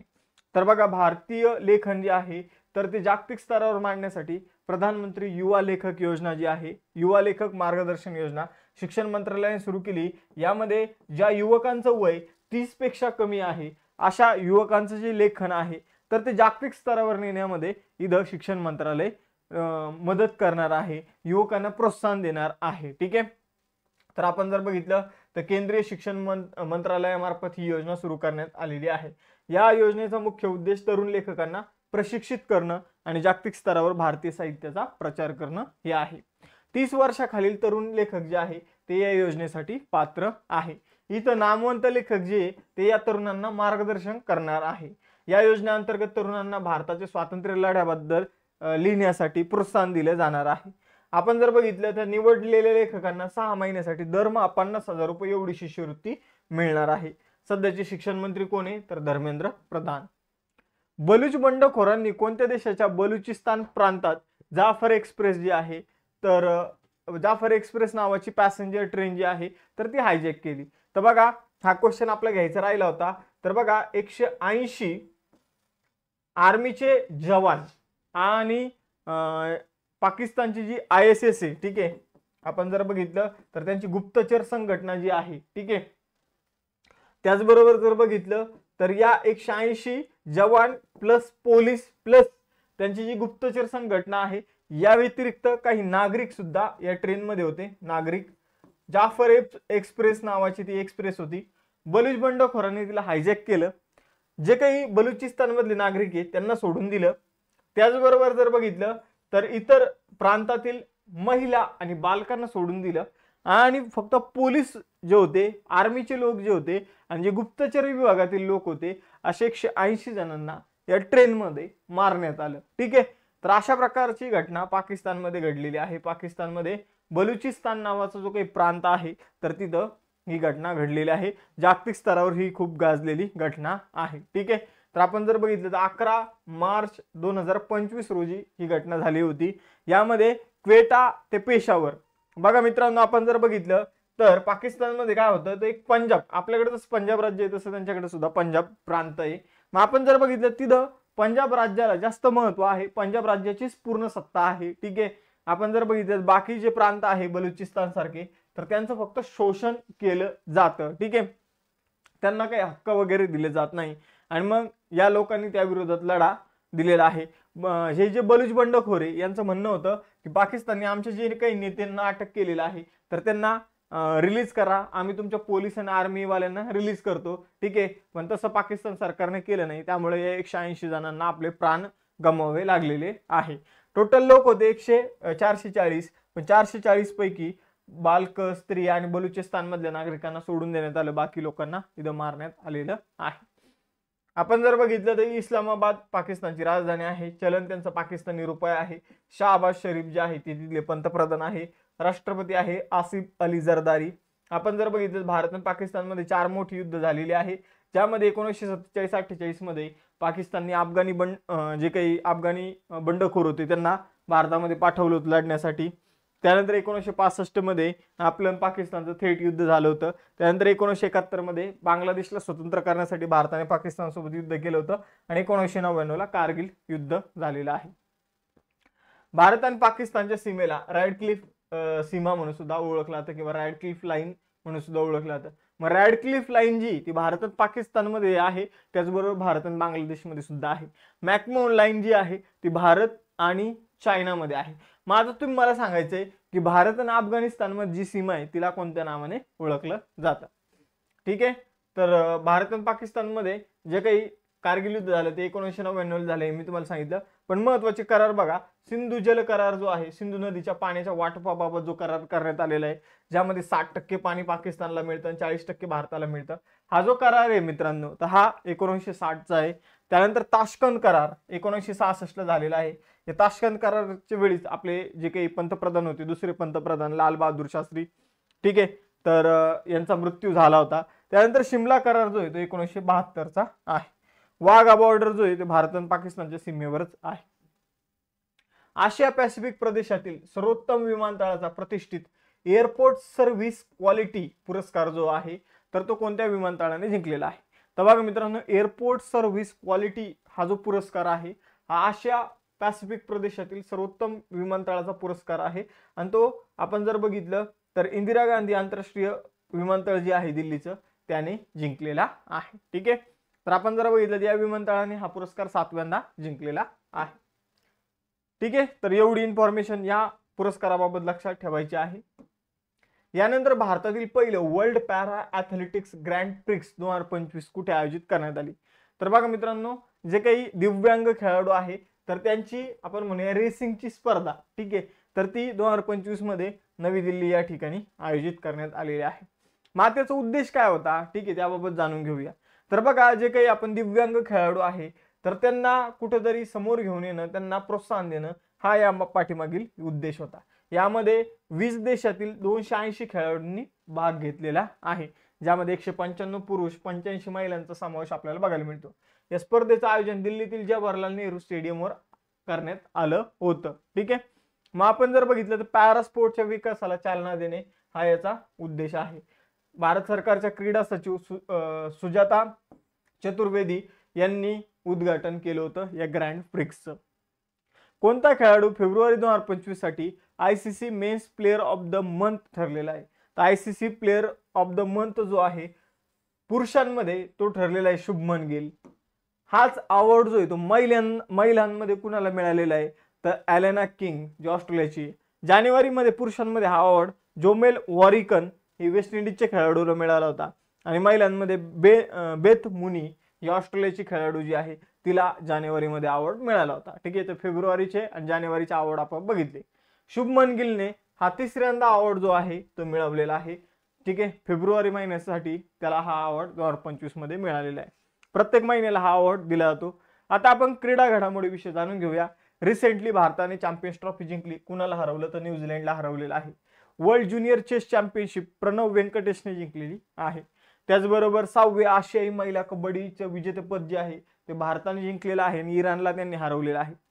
चिली ओपन, आता चिली ओपन स्पर्धेमध्ये दुहेरी, ठीक आहे, दुहेरी म्हणजे काय असतं? 2 खेळाडू टेनिसमध्ये या बाजूने असतात, 2 समोरच्या बाजूने असतात. मग यामध्ये जर बघितलं चिली ओपन का लक्षात ठेवायचं किंवा बेंगळुरू ओपन या स्पर्धांचे दुहेरीचे विजेते का लक्षात ठेवायचे? कारण यामध्ये एक भारतीय तुम्हाला बघायला मिळेल ज्यांनी ही स्पर्धा जिंकलेली आहे, ज्यामध्ये ऋत्विक चौधरी बोलापल्ली यांचं नाव लक्षात ठेवायचं आणि बेंगळुरू ओपन मध्ये अनिरुद्ध चंद्रशेखर यांचं नाव लक्षात ठेवायचं. अनिरुद्ध चंद्रशेखर यांच्यासोबत होते रे हो आणि ऋत्विक बोलापल्ली यांच्यासोबत होते निकोलस बॅरियन जे कोलंबियाचे. रणजी ट्रॉफी कोणी जिंकली? तर विदर्भाच्या संघाने यावर्षी रणजी ट्रॉफी जिंकली. त्यानंतर 3रं साबा महिला चॅम्पियनशिप कोण जिंकली? आता साबा काय? तर साबा म्हणजे साऊथ एशियन बास्केटबॉल असोसिएशनची जी चॅम्पियनशिप आहे ती भारताने जिंकलेली आहे. विजय हजारे ट्रॉफी जी आहे ती कर्नाटकने जिंकलेली आहे. आर प्रज्ञानंदने टाटा स्टील मास्टर 2025चं बुद्धिबळ स्पर्धेचं विजेतेपद जिंकलेलं आहे आणि 33वी संतोष ट्रॉफी पश्चिम बंगालने आपल्या नावावर केलेली आहे. त्यानंतर नेक्स्ट क्वेश्चन आहे, कोणत्या राज्याने नव्याने विकसित केलेल्या महसीर हॅचरी आणि गोड्या पाण्यातील मत्स्य विज्ञान आणि शाश्वत मत्स्यपालन प्रयोगशाळेचं उद्घाटन केलं? तर बघा मित्रांनो, माशांच्या आपण जर बघितलं तर माशांचं आपण संवर्धन करण्यासाठी त्यांचं प्रजननासाठी एक प्रयोगशाळा जी ती अलीकडे मणिपूरमध्ये सुरू करण्यात आलेली आहे. तर मणिपूरचे राज्यपाल अजय कुमार भल्ला यांनी इम्फाळमध्ये काय केलेलं आहे? तर इम्फाळमध्ये जे काही विद्यापीठ आहे मणिपूर विद्यापीठ, तर त्या ठिकाणी त्यांनी महसीर हॅचरी आणि गोड्या पाण्यातील मत्स्य विज्ञान आणि शाश्वत मत्स्य पालन प्रयोगशाळेचं उद्घाटन केलं. त्याचा उद्देश काय आहे? तर माशांचं संवर्धन करणं, प्रजनन आणि संगोपन तसेच गोड्या पाण्यातील माशांचं शास्त्रीय व्यवस्थापन करणं हा त्या पाठीमागील उद्देश आपल्याला बघायला मिळतो. आपण जर बघितलं तर ही प्रयोगशाळा ICAR central cold water fisheries research institute Bhimtal Uttarakhand आणि मणिपूर विद्यापीठाने संयुक्तपणे विकसित केलेली आहे. मणिपूर विषय जाणून घेऊया. इम्फाळ राजधानी आहे. मणिपूरचा स्थापना दिवस 21 जानेवारी 1972 आहे. मेईटिलॉन ही त्यांची अधिकृत भाषा आहे. राज्य प्राणी संगाई, राज्य पक्षी मिसेस ह्युम्स तितर, राज्य वृक्ष तून, राज्य फूल शिरुई लिली. त्यानंतर लोकसभेच्या 2 जागा, राज्यसभेची 1 जागा आणि विधानसभेच्या 60 जागा मणिपूरमध्ये आपल्याला बघायला मिळतात. आपण जर बघितलं तर भारताचं भूषण कोणत्या राज्याला म्हटलं जातं तर मणिपूरला म्हटलं जातं. मणिपूरच्या शेजारी नागालँड, मिझोराम, अरुणाचल, आसाम हे आपल्याला राज्य बघायला मिळतात. तर म्यानमार देश मणिपूरच्या शेजारी आपल्याला बघायला मिळतो. आपण जर बघितलं तर योएशांग उत्सव, संगाई उत्सव आणि चेरोबा उत्सव जो आहे तो मणिपूरमध्ये सेलिब्रेट केला जातो. मणिपूरचा नवीन वर्षाचा उत्सव जो आहे तो चेरोबा नावाचा उत्सव जो आहे, जसं की आपल्याला साऊथमध्ये पोंगल वगैरे बघायला मिळतात तसं चेरोबा उत्सव आहे. जसं महाराष्ट्राचा गुढीपाडवा आहे नवीन वर्षाचा उत्सव, तसं चेरोबा मणिपूरचा उत्सव आहे. त्यानंतर जर बघितलं तर मणिपूर, मेघालय आणि त्रिपुरा ही राज्य कोणत्या कायद्यानुसार बनलेली आहे? ईशान्य क्षेत्र पुनर्रचना कायदा 1971 नुसार ती बनलेली आहे. त्यानंतर महिला उद्योजकांना त्यांचा व्यवसाय वाढवण्यासाठी कोणत्या बँकेने अस्मिता योजना सुरू केलेली आहे? तर महिला उद्योजकांना त्यांचा व्यवसाय वाढवण्यासाठी अस्मिता नावाची योजना जी आहे ती स्टेट बँक ऑफ इंडियाने सुरू केलेली आहे, SBI ने सुरू केलेली आहे. SBI ची स्थापना 1955 ची आहे. गोरवाल समितीच्या शिफारशीनुसार SBI ची स्थापना करण्यात आली होती. SBI चं नाव अगोदर इम्पेरियल बँक ऑफ इंडिया होतं, जिची स्थापना 1921 मध्ये करण्यात आली होती. ठीक आहे, तर असा हिचा इतिहास आहे SBI चा. गोरवाल कमिटी कधी स्थापन करण्यात आली होती? 1951 मध्ये गोरवाल कमिटी स्थापन करण्यात आली होती. ठीक आहे, आता SBI विषयी आपण जाणून घेतलेला आहे. अस्मिता योजना जी आहे ती काय करते तर महिला उद्योजकांना कमी इंटरेस्ट रेट मध्ये कर्ज उपलब्ध करून देते, ज्यामुळे महिला उद्योजकांना आपला व्यवसाय पुढे घेऊन जाण्यास मदत होते. ठीक आहे, तर आपण जर बघितलं तर ही योजना विशेषतः सूक्ष्म, लघु आणि मध्यम उद्योगासाठी तयार करण्यात आलेली आहे. त्यानंतर पुढे जाऊया. स्टेट बँक ऑफ इंडिया जी आहे तर तिची स्थापना मी तुम्हाला सांगितलं 1 जुलै 1955 मुंबई महाराष्ट्रामध्ये मुख्यालय आहे. छल्ला श्रीनिवासलू शेट्टी हे तिचे अध्यक्ष आहे. टॅगलाईन आहे बँकर टू एव्हरी इंडियन. त्यानंतर जर बघितलं तर इम्पेरियल बँकेचं राष्ट्रीयकरण करण्यात आलं होतं, हे ऑलरेडी सांगितलेलं आहे मी तुम्हाला. यानंतर 10वा क्वेश्चन आहे, मार्च 2025 मध्ये आशियातील सर्वात श्रीमंत व्यावसायिक महिला आणि भारतातील सर्वात श्रीमंत महिला कोण बनली आहे? तर बघा मित्रांनो, भारतातील सगळ्यात श्रीमंत महिला बनलेली आहे रोशनी नादर मल्होत्रा. आपण जर बघितलं शिव नादर किंवा शुनाडर हे HCL टेक्नॉलॉजी कंपनी माहित असेल, IT क्षेत्रात आहे मोठी कंपनी HCL टेक्नॉलॉजी.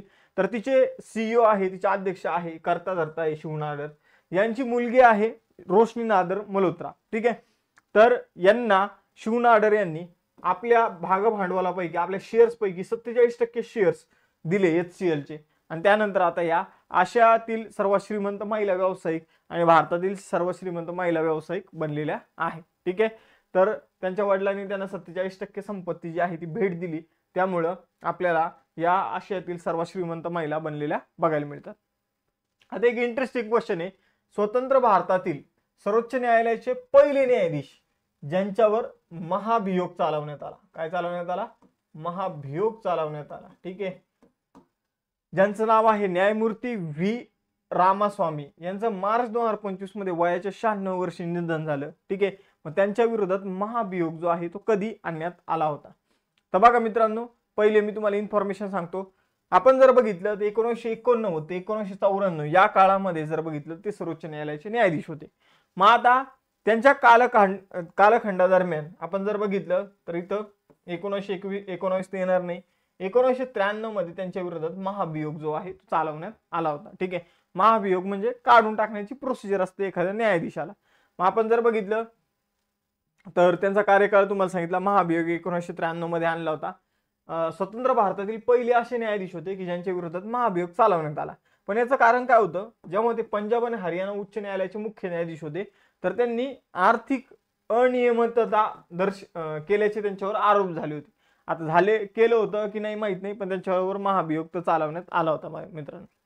यानंतर 12वा क्वेश्चन आहे, 135वा राष्ट्रीय अभिलेखागार स्थापना दिवस जो आहे 2025 तो कधी सेलिब्रेट करण्यात आला? आपण जर बघितलं तर नॅशनल आर्काइव्ह फुल फॉर्म काय सांगता येईल, हा नॅशनल आर्काइव्ह ऑफ इंडिया. ठीक आहे, आता ही नेमकं कशी संस्था आहे, नॅशनल अभिलेखागार संस्था. तर भारताचे जे काही डॉक्युमेंट वगैरे सेव्ह करून ठेवले जातात त्याला आर्काइव्ह म्हटलं जातं. ठीक आहे, नॅशनल आर्काइव्ह ऑफ इंडिया नावाची जी संस्था आहे तिचा 135वा स्थापना दिवस 11 मार्च रोजी सेलिब्रेट करण्यात आलेला आहे.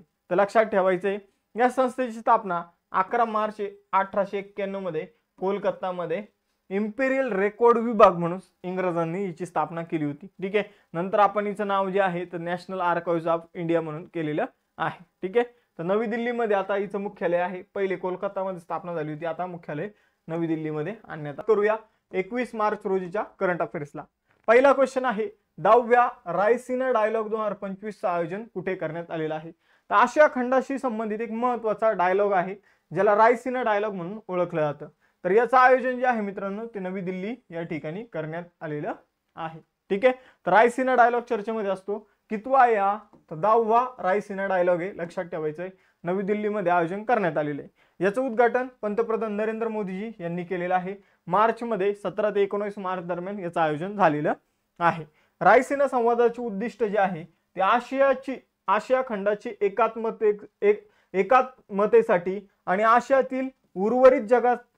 आशियाचा उर्वरित जगाशी उत्तम समन्वय म्हणजे कनेक्टिव्हिटी वाढवण्यासाठी. ठीक आहे, आणि आपण जर बघितलं इंटेग्रिटीसाठी आशिया खंडाचा हा जो संवाद आहे रायसीना डायलॉग जो आहे तो आयोजित करण्यात येत असतो दरवर्षी. मग यावर्षी हा 10वा रायसीना डायलॉग आयोजित करण्यात आला होता. याला आपण प्रमुख पाहुणे न्यूझीलंडचे पंतप्रधान क्रिस्टोफर लक्सन यांना आमंत्रित केलेलं आहे. ठीक आहे, तर अतिशय महत्वाचं आहे. याचं आयोजन भारताचं परराष्ट्र मंत्रालय आणि ऑब्झर्व्हर रिसर्च फाउंडेशन या दोघांनी मिळून केलेलं आहे. यावर्षीची थीम होती कालचक्र पीपल पीस प्लॅनेट अशी याची थीम होती. आवृत्ती आहे 10वी. यानंतर दुसरा क्वेश्चन आहे बघा मित्रांनो, गृहमंत्री अमित शहा यांनी लचित बोरफुकन पोलीस अकादमीचं उद्घाटन कुठं केलेलं आहे. तर लचित बोरफुकन हे जर नाव तुम्ही बघितलं तर आपल्याकडे जसं छत्रपती शिवाजी महाराज, छत्रपती संभाजी महाराज, ठीक आहे, यांनी जसा मुघलांविरोधात लढा दिला होता तसा आसाममध्ये लचित बोरफुकन यांनी मुघलांविरोधात लढा दिला होता. ओहम साम्राज्यामध्ये सेनापती होते ते. आपण जर बघितलं मग आसाम याचं उत्तर असेल गोलाघाट आसाम या ठिकाणी लचित बोरफुकन पोलीस अकादमी जी आहे ती सुरू करण्यात आलेली आहे. ठीक आहे, बघा मित्रांनो याचं उद्घाटन केंद्रीय गृहमंत्री अमित शहा यांनी केलेलं आहे. पोलीस दलाची कार्यक्षमता वाढवण्यासाठी ही अकादमी स्थापन करण्यात आलेली आहे. बघा मित्रांनो 1761 मध्ये सराई घाटची लढाई झाली होती मुघल आणि ओहम साम्राज्यामध्ये. तर त्यामध्ये त्यांनी मुघलांचा पराभव केला होता. ठीक आहे, तर आपण जर बघितलं तर लचित बोरफुकन हे ओहम साम्राज्याचे महत्वाचे सेनापती होते. मग यांचे पुतळे वगैरे आसाममध्ये तुम्हाला बऱ्यापैकी बघायला मिळतील. मी तुम्हाला एक प्रश्न विचारतो, आसाममध्ये ओहम साम्राज्याची जी दफनभूमी त्याला अलीकडे काय मिळालेलं आहे तर युनेस्कोच्या जागतिक वारसा स्थळांच्या यादीमध्ये ऍड करण्यात आलेले. त्याला एक विशिष्ट नावाने ओळखलं जातं दफनभूमीला. तर ते नाव काय हे कमेंट बॉक्समध्ये सांगायचं.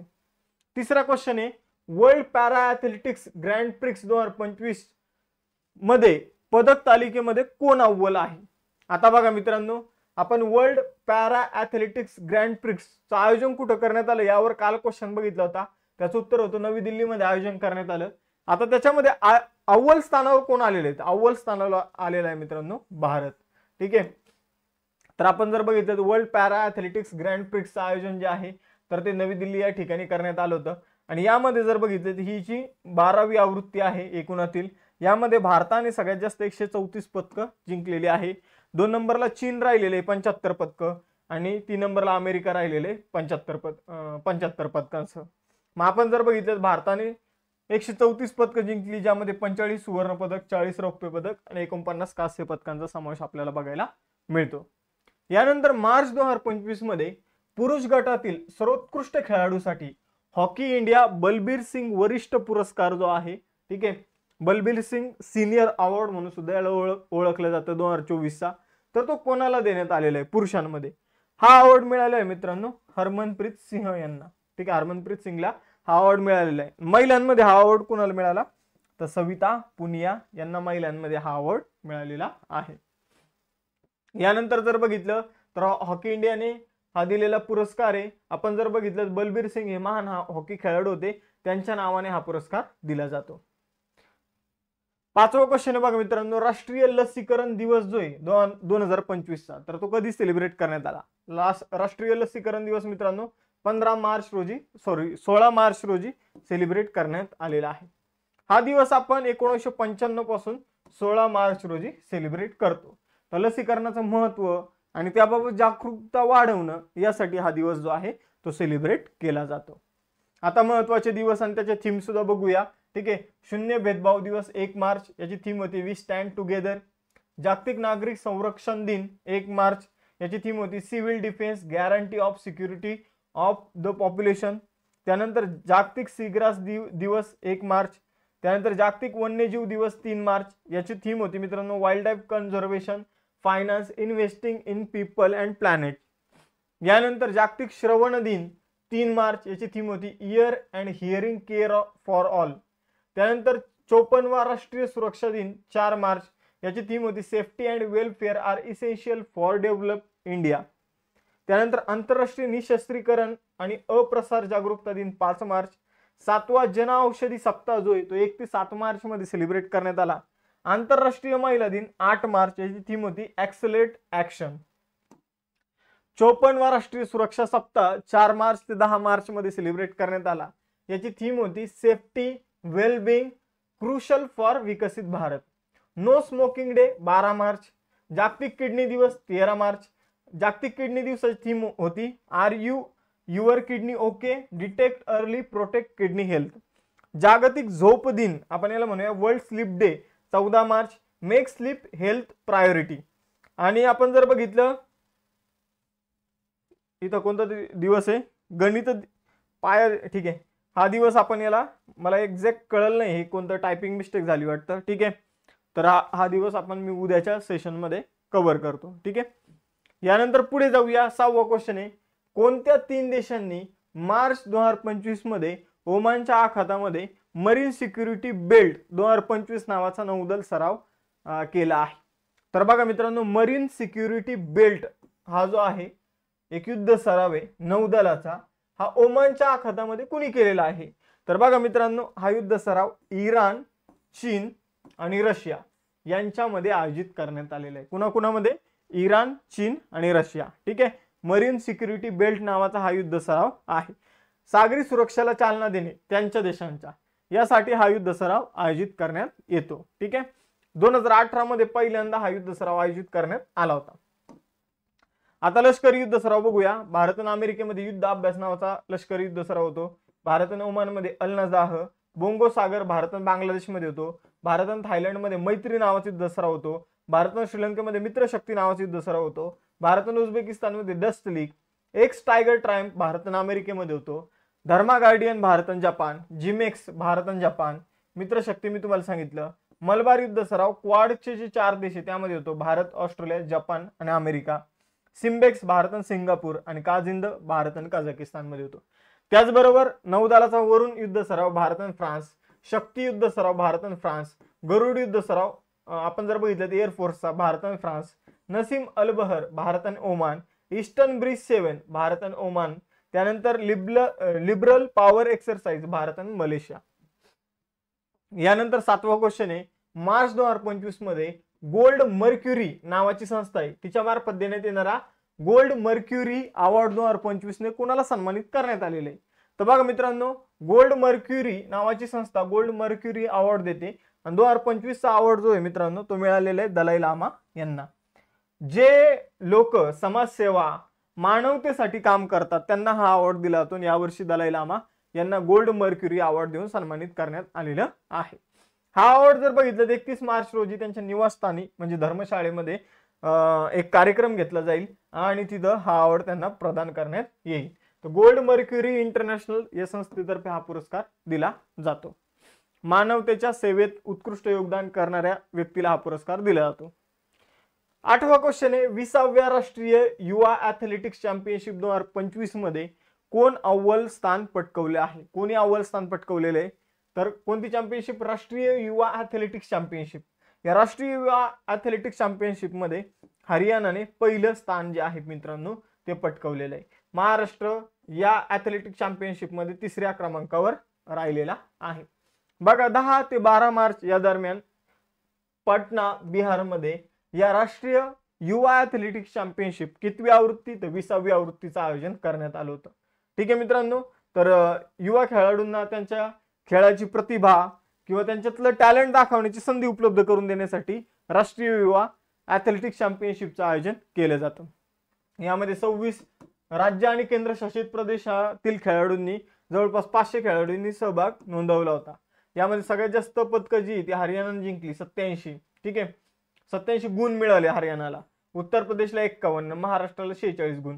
मग 87 गुण मिळाले म्हणून हरियाणा पहिल्या क्रमांकावर, महाराष्ट्र तिसऱ्या क्रमांकावर राहिलेले, उत्तर प्रदेश दुसऱ्या क्रमांकावर. यानंतर मार्च 2025 मध्ये क्यूएस नावाची एक संस्था आहे, तुम्हाला माहित असेल बघा.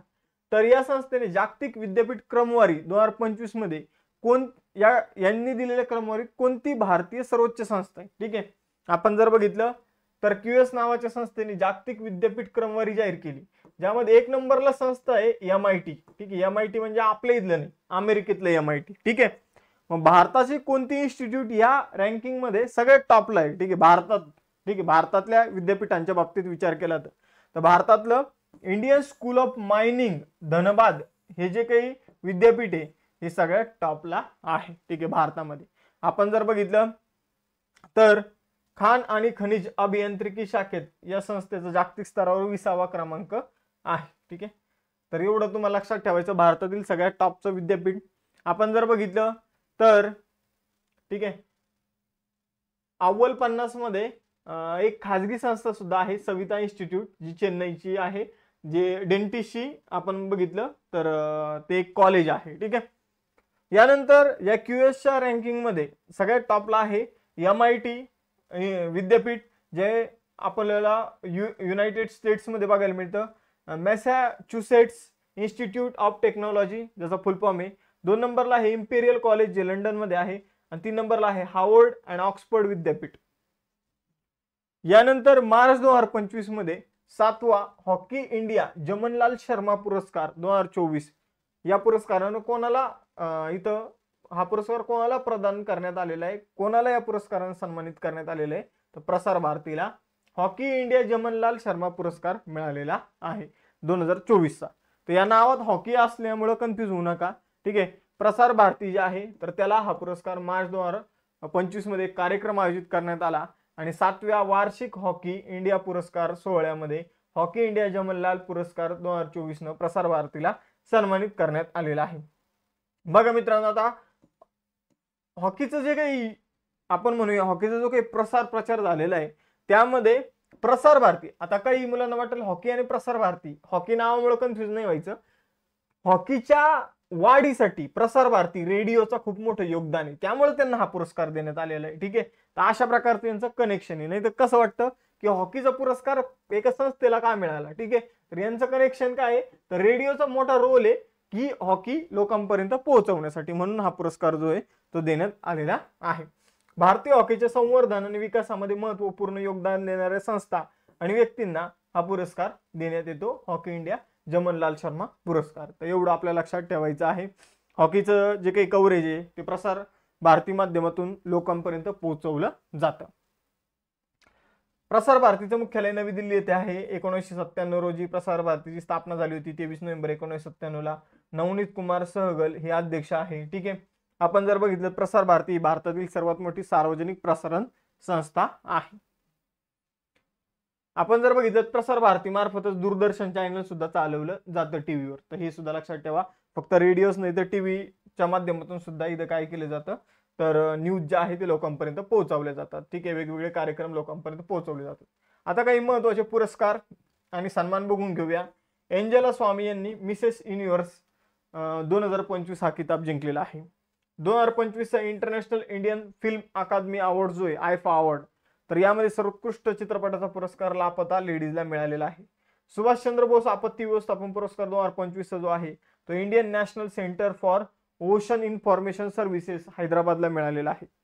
प्रजासत्ताक दिनाच्या परेडमध्ये सर्वोत्कृष्ट झाकी उत्तर प्रदेशची ठरलेली आहे. मेजर ध्यानचंद खेलरत्न पुरस्कार मनू भाकर, डी मुकेश, हरमनप्रीत सिंग, प्रवीण कुमार यांना मिळालेले आहे. 82व्या वार्षिक गोल्डन ग्लोब अवॉर्ड्स मध्ये सर्वोत्कृष्ट मोशन पिक्चर ड्रामा पुरस्कार द ब्रुटालिस्टला मिळालेला आहे.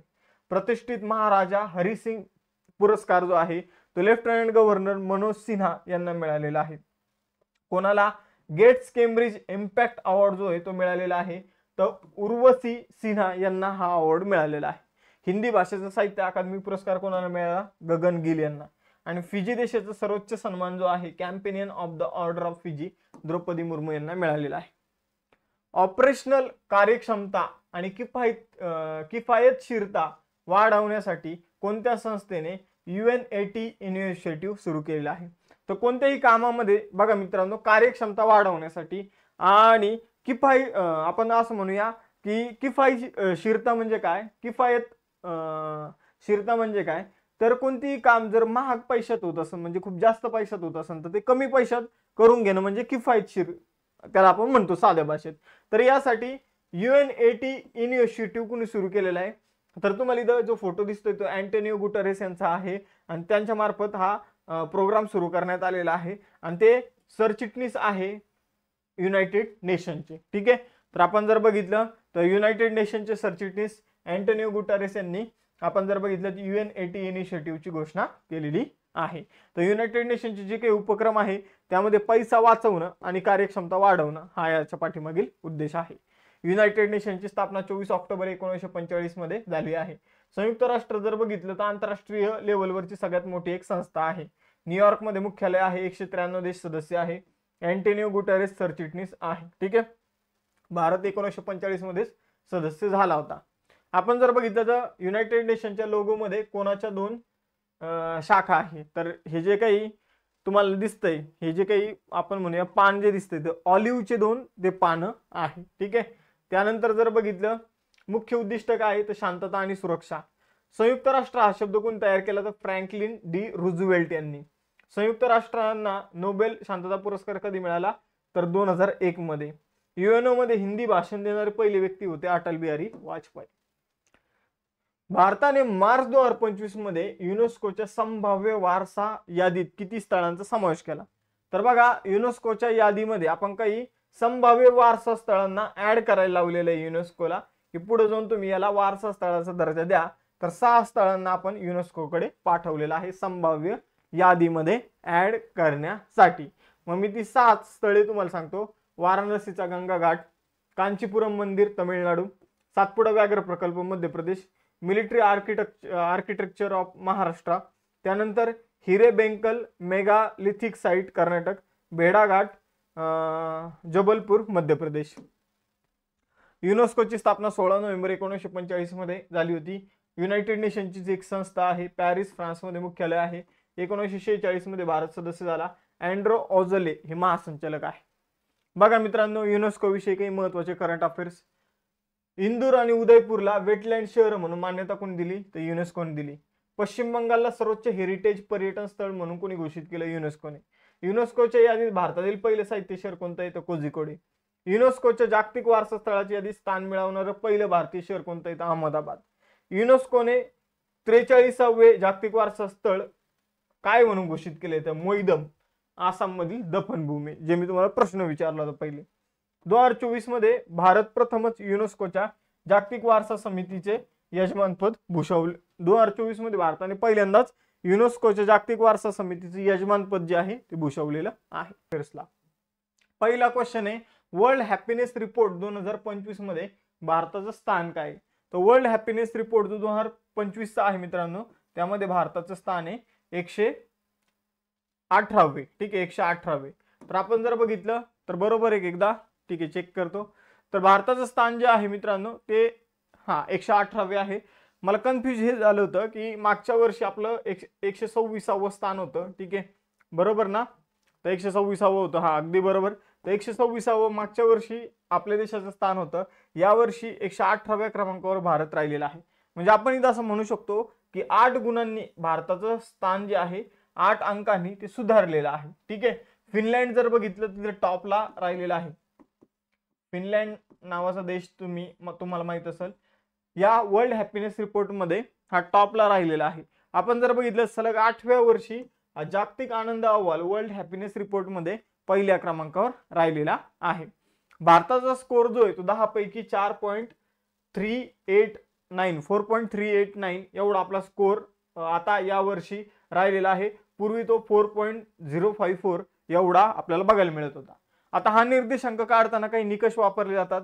त्यामध्ये दरडोई उत्पन्न लोकांचं जीडीपीच्या आधारावर किती येतं लोकांमध्ये, सामाजिक आधार, निरोगी आयुर्मान, स्वातंत्र्य, औदार्य, भ्रष्टाचाराची धारणा, हे असे काही निकष जे आहे ते बघितले जातात की लोकांकडे पैसे किती आहे, लोकांचं आरोग्य कसं आहे, लोकांना देशात स्वातंत्र्य आहे की नाही, आणि त्या आधारे लोक खुश आहे की नाही हे बघितलं जातं मग देशातील. ठीक आहे.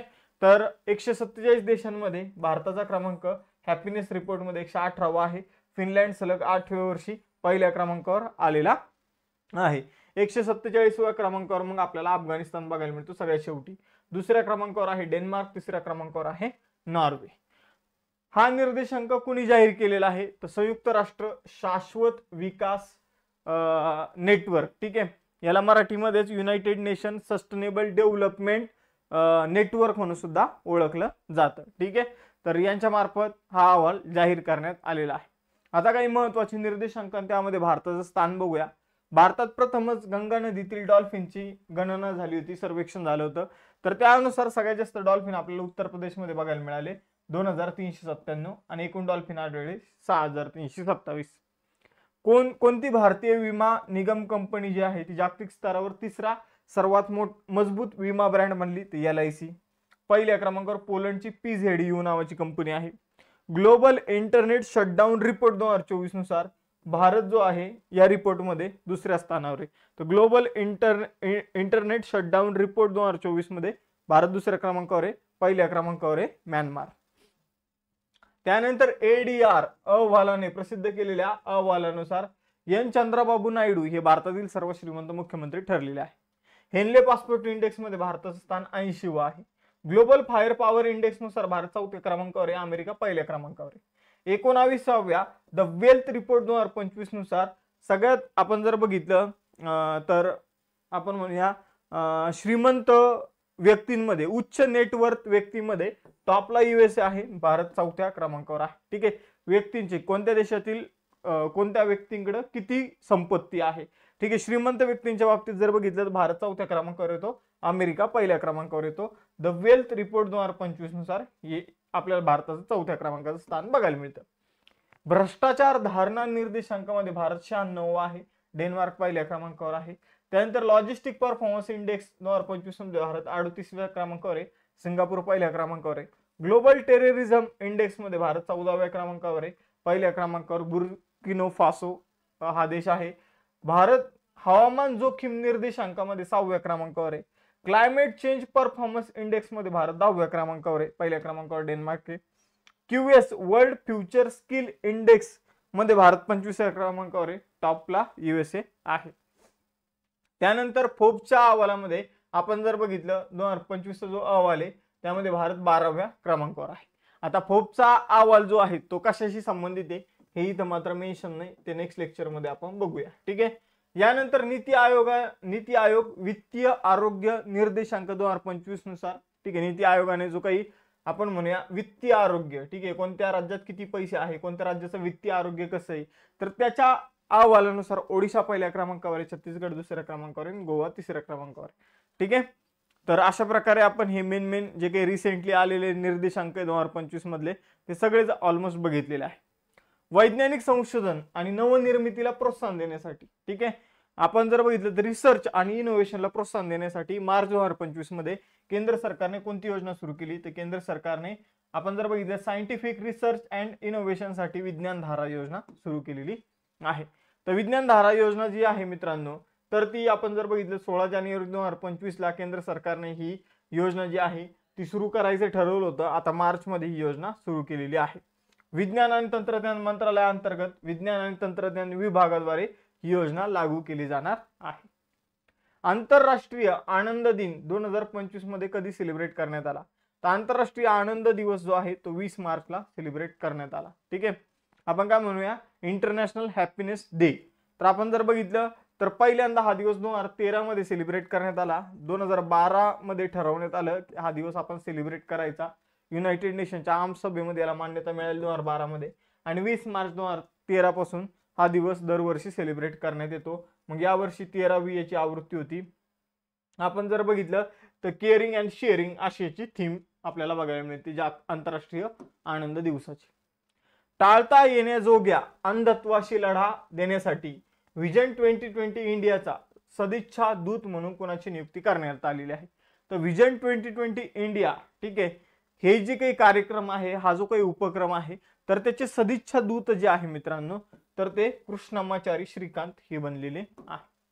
ठीक आहे, तर कृष्णमाचारी श्रीकांत जे आहे, तर ते व्हिजन 2020 इंडियाचे काय बनलेले आहे, तर सदिच्छा दूत बनलेले, जे माजी भारतीय क्रिकेट कर्णधार राहिलेले आहे आणि फलंदाज राहिलेले ओपनर. ठीक आहे, आपण जर बघितलं तर टाळता येण्याजोगे अंधत्व जे आहे, ठीक आहे, आपण समजून घ्या एखाद्याचा आंधळेपण जर दूर करू शकत असेल तर त्यांना नेत्रसेवा उपलब्ध करून देण्यासाठी व्हिजन 2020 इंडिया हा कार्यक्रम सुरू करण्यात आलेला आहे. ठीक आहे, मग आपण जर बघितलं तर हा कार्यक्रम जागतिक आरोग्य संघटना आणि international agency for the prevention of blindness यांनी संयुक्तपणे सुरू केलेला आहे. आणि त्याचे आता आपण जर बघितलं कृष्णमाचारी श्रीकांत सदिच्छा दूत म्हणजे ब्रँड अँबॅसेडर बनलेला आहे. आता महत्वाचे ब्रँड अँबॅसेडर सुद्धा बघून घेऊया. जसप्रीत बुमराह अलीकडे स्केचर्स नावाचा बुटाचा ब्रँड आहे, तर त्याचे ब्रँड अँबॅसेडर बनले. लेव्हिज नावाचा ब्रँडचे ब्रँड अँबॅसेडर बनले दलजीत दोसांझ. फेडरल बँकेने आपलं ब्रँड अँबॅसेडर बनवलेलं आहे विद्या बालन यांना. त्यानंतर केंद्रीय बंदरे, शिपिंग आणि जलमार्ग मंत्रालयाच्या ब्रँड अँबॅसेडर बनल्या मनू भाकर.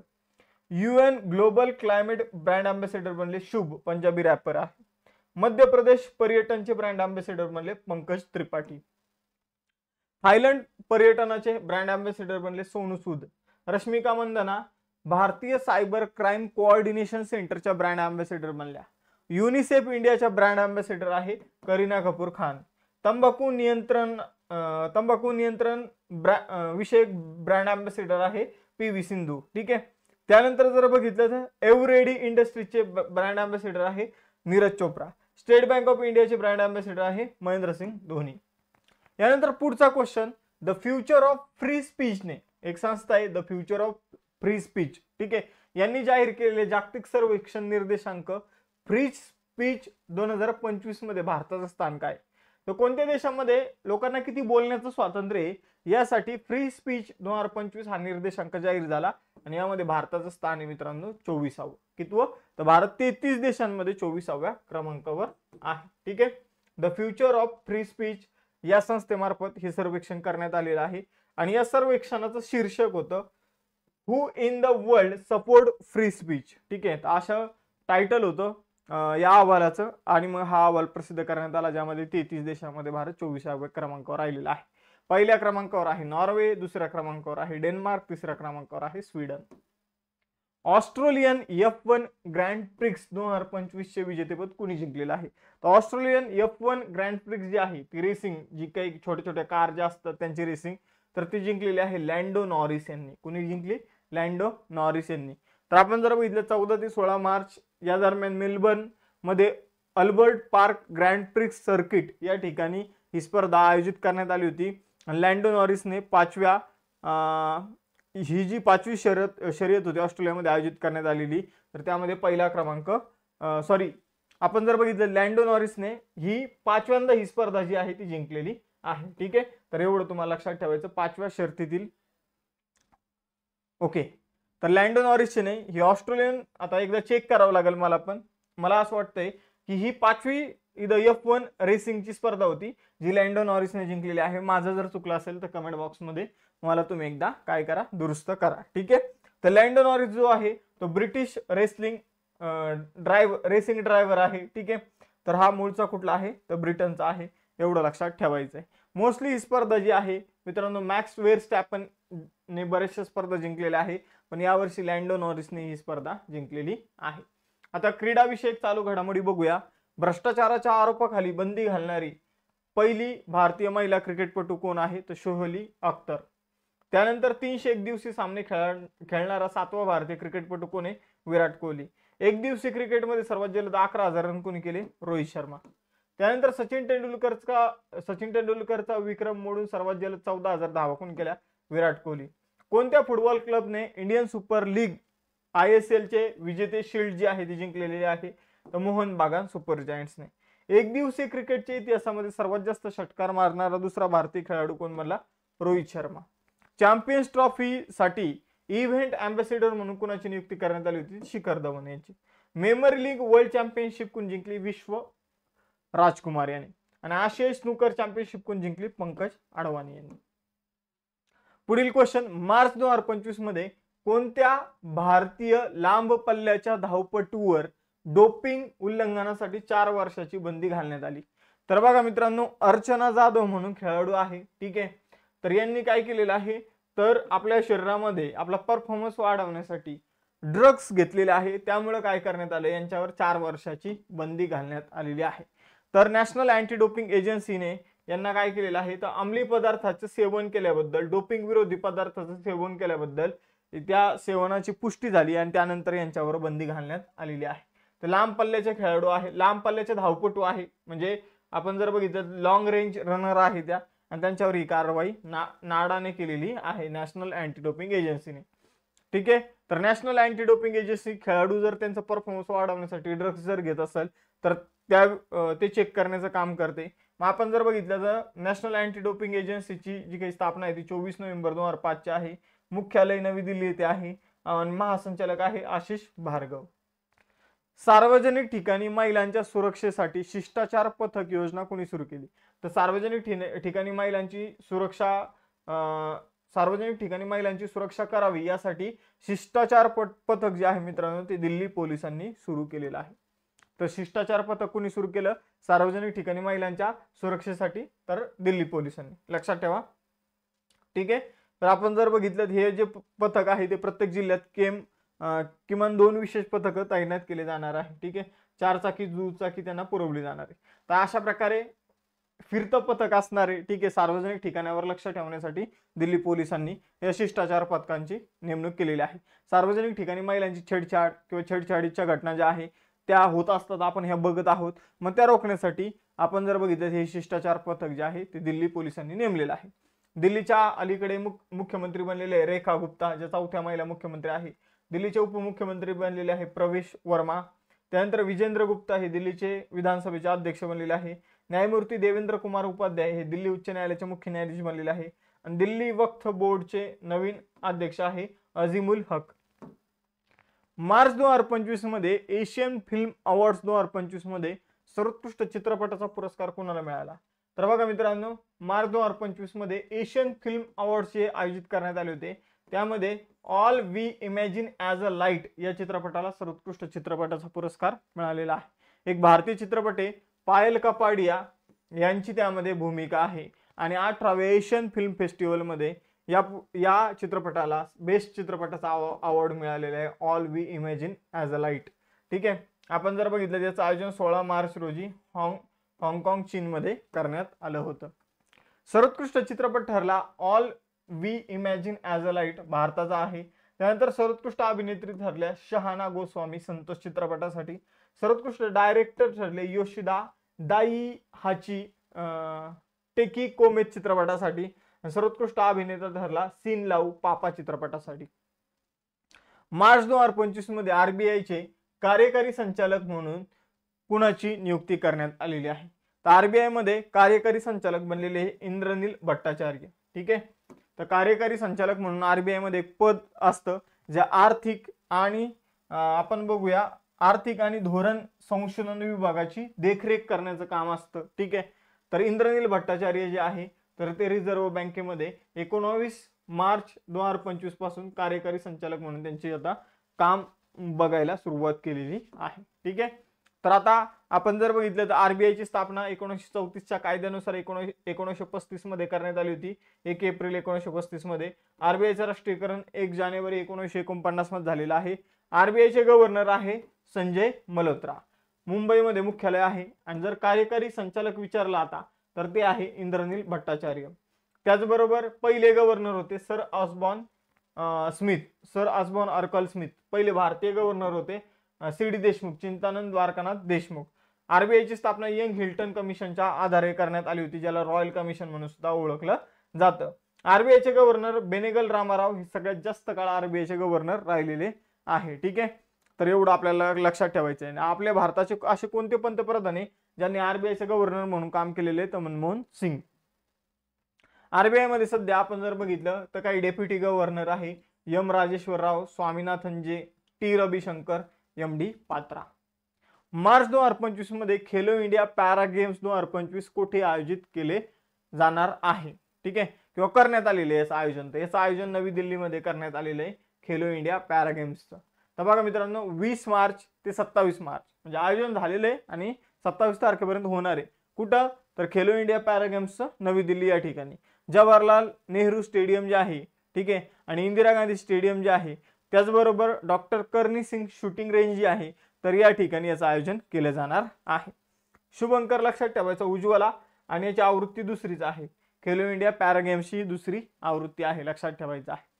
आता अपकमिंग ज्या काही क्रीडा स्पर्धा होणार आहे, तर कबड्डी विश्वचषक जो आहे मित्रांनो, तो इंग्लंडमध्ये आयोजित केला जाणार आहे, ठीक आहे, 2025 मध्ये. ICC महिला T20 विश्वचषक 2026 मध्ये इंग्लंडमध्ये होणार आहे. ICC महिला अंडर-19 T20 विश्वचषक झिम्बाब्वे न्यूझीलंडमध्ये होणार आहे. जागतिक बॉक्सिंग चॅम्पियनशिप 2025 जपानमध्ये होणार आहे.